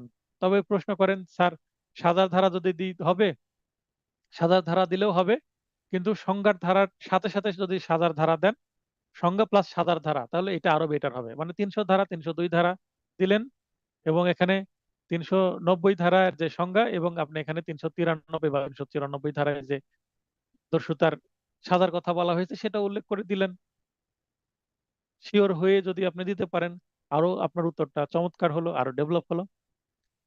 তো আজকের ক্লাস এতটুকুই, একটু লম্বা ক্লাস হয়ে গেল, দুইটা টপিক যেহেতু, আবার মাঝখানে অনেক কথা বলতে হলো। কারণ কথা না বললে বুঝতে পারবেন না, বোঝানোর উদ্দেশ্যে কথা বলা। লেখা তো আছে, শুধু পড়ে দিয়ে শেষ করে গেলে তো হবে না, পড়তে তো আপনারাও পারবেন। কিন্তু যে বাড়তি কথাগুলো বলছি মানে ব্যাখ্যা দিয়ে দিচ্ছি, এটা আপনার কাজে লাগবে। ওই যে কবিতার মতন, এর আগে বলতে লেগে মনে হয় সেটা ফিনিশ করিনি। কবিতা থাকে, রূপক ব্যবহার করা থাকে, বোঝা যায় না শব্দগুলো। মূল ভাব পড়লে বোঝা যায়, হ্যাঁ এই কবিতায় কবি কি বলতে চেয়েছেন। মূল ভাব, সারমর্ম। তো এখানে জেনারেল ক্লজেস অ্যাক্ট, যে আইন, এখানে কিন্তু সারমর্ম বলে দেওয়া আছে, তার মানে শব্দের ব্যাখ্যা দেওয়া আছে। জেনারেল ক্লজেস অ্যাক্ট কিন্তু কি আইন? অনেকগুলো আইনের যেখানে দুর্বোধ্য জায়গা আছে, কবিতার মতো বোঝা যায় না, সেখানে সেই জায়গাগুলো শব্দগুলোকে ব্যাখ্যা করা আছে। সংবিধান ব্যাখ্যার জন্য কিন্তু জেনারেল ক্লজেস অ্যাক্ট দরকার। আবার একজন বিচারক বিচার করতে গিয়ে একটা জায়গা, একটা আইনের মানে দুর্বোধ্য পয়েন্ট তৈরি হয়েছে, এইটা কি হবে এটা বুঝতে পারছে না, তখন জেনারেল ক্লজেস অ্যাক্টের মাধ্যমে এটা ব্যাখ্যা করতে হবে। তার মানে ব্যাখ্যার জন্য জেনারেল ক্লজেস অ্যাক্ট একটা ইউনিক আইন, খুবই চমৎকার একটা আইন। সুযোগ হলে একটু সময় করে পড়ে দেখবেন আইনটা, তাহলে আইন সম্পর্কে আরো ভালো ধারণা তৈরি হবে। মানে বলতে পারেন সেখানে আইনের ছোটখাটো একটা ডিকশনারির মতন। অ্যাডভোকেট কে, অ্যাডভোকেটের সংজ্ঞা, মানে আমরা তো পড়ছি বিভিন্ন আইনে। তো এখানে ফৌজদারি কার্যবিধিতে অ্যাডভোকেটের সংজ্ঞা পড়লাম, সিপিসির মধ্যে আমরা অ্যাডভোকেট বা ওই যে প্লিডারের সংজ্ঞা পড়লাম, কৌশলীর। তারপরে বার কাউন্সিল অর্ডারের মধ্যে অ্যাডভোকেটের সংজ্ঞা পড়েছি। জেনারেল ক্লজেস অ্যাক্টের মধ্যেও সংজ্ঞা আছে। তো আমাকে ভাইবার আগে আমরা গ্রুপ ডিসকাশন করছিলাম বন্ধুরা মিলে। তো আমার এক বন্ধু যে আমাকে প্রশ্ন করছে, আচ্ছা বলো তো অ্যাডভোকেটের সংজ্ঞা কি? তো আমি একটা আইন অনুসারে বললাম। তখন আমাকে বলছে আর আইনে নাই, তো আছে। তো আরেকটা আইনে বললাম। তো আমি এবার বললাম আমি তো দুইটা আইনে বললাম, তুমি বলো। তখন সে একটা আইনে বললো। তা আমি বললাম আর নাই। তো বলছে যে আমার জানা মতে নাই।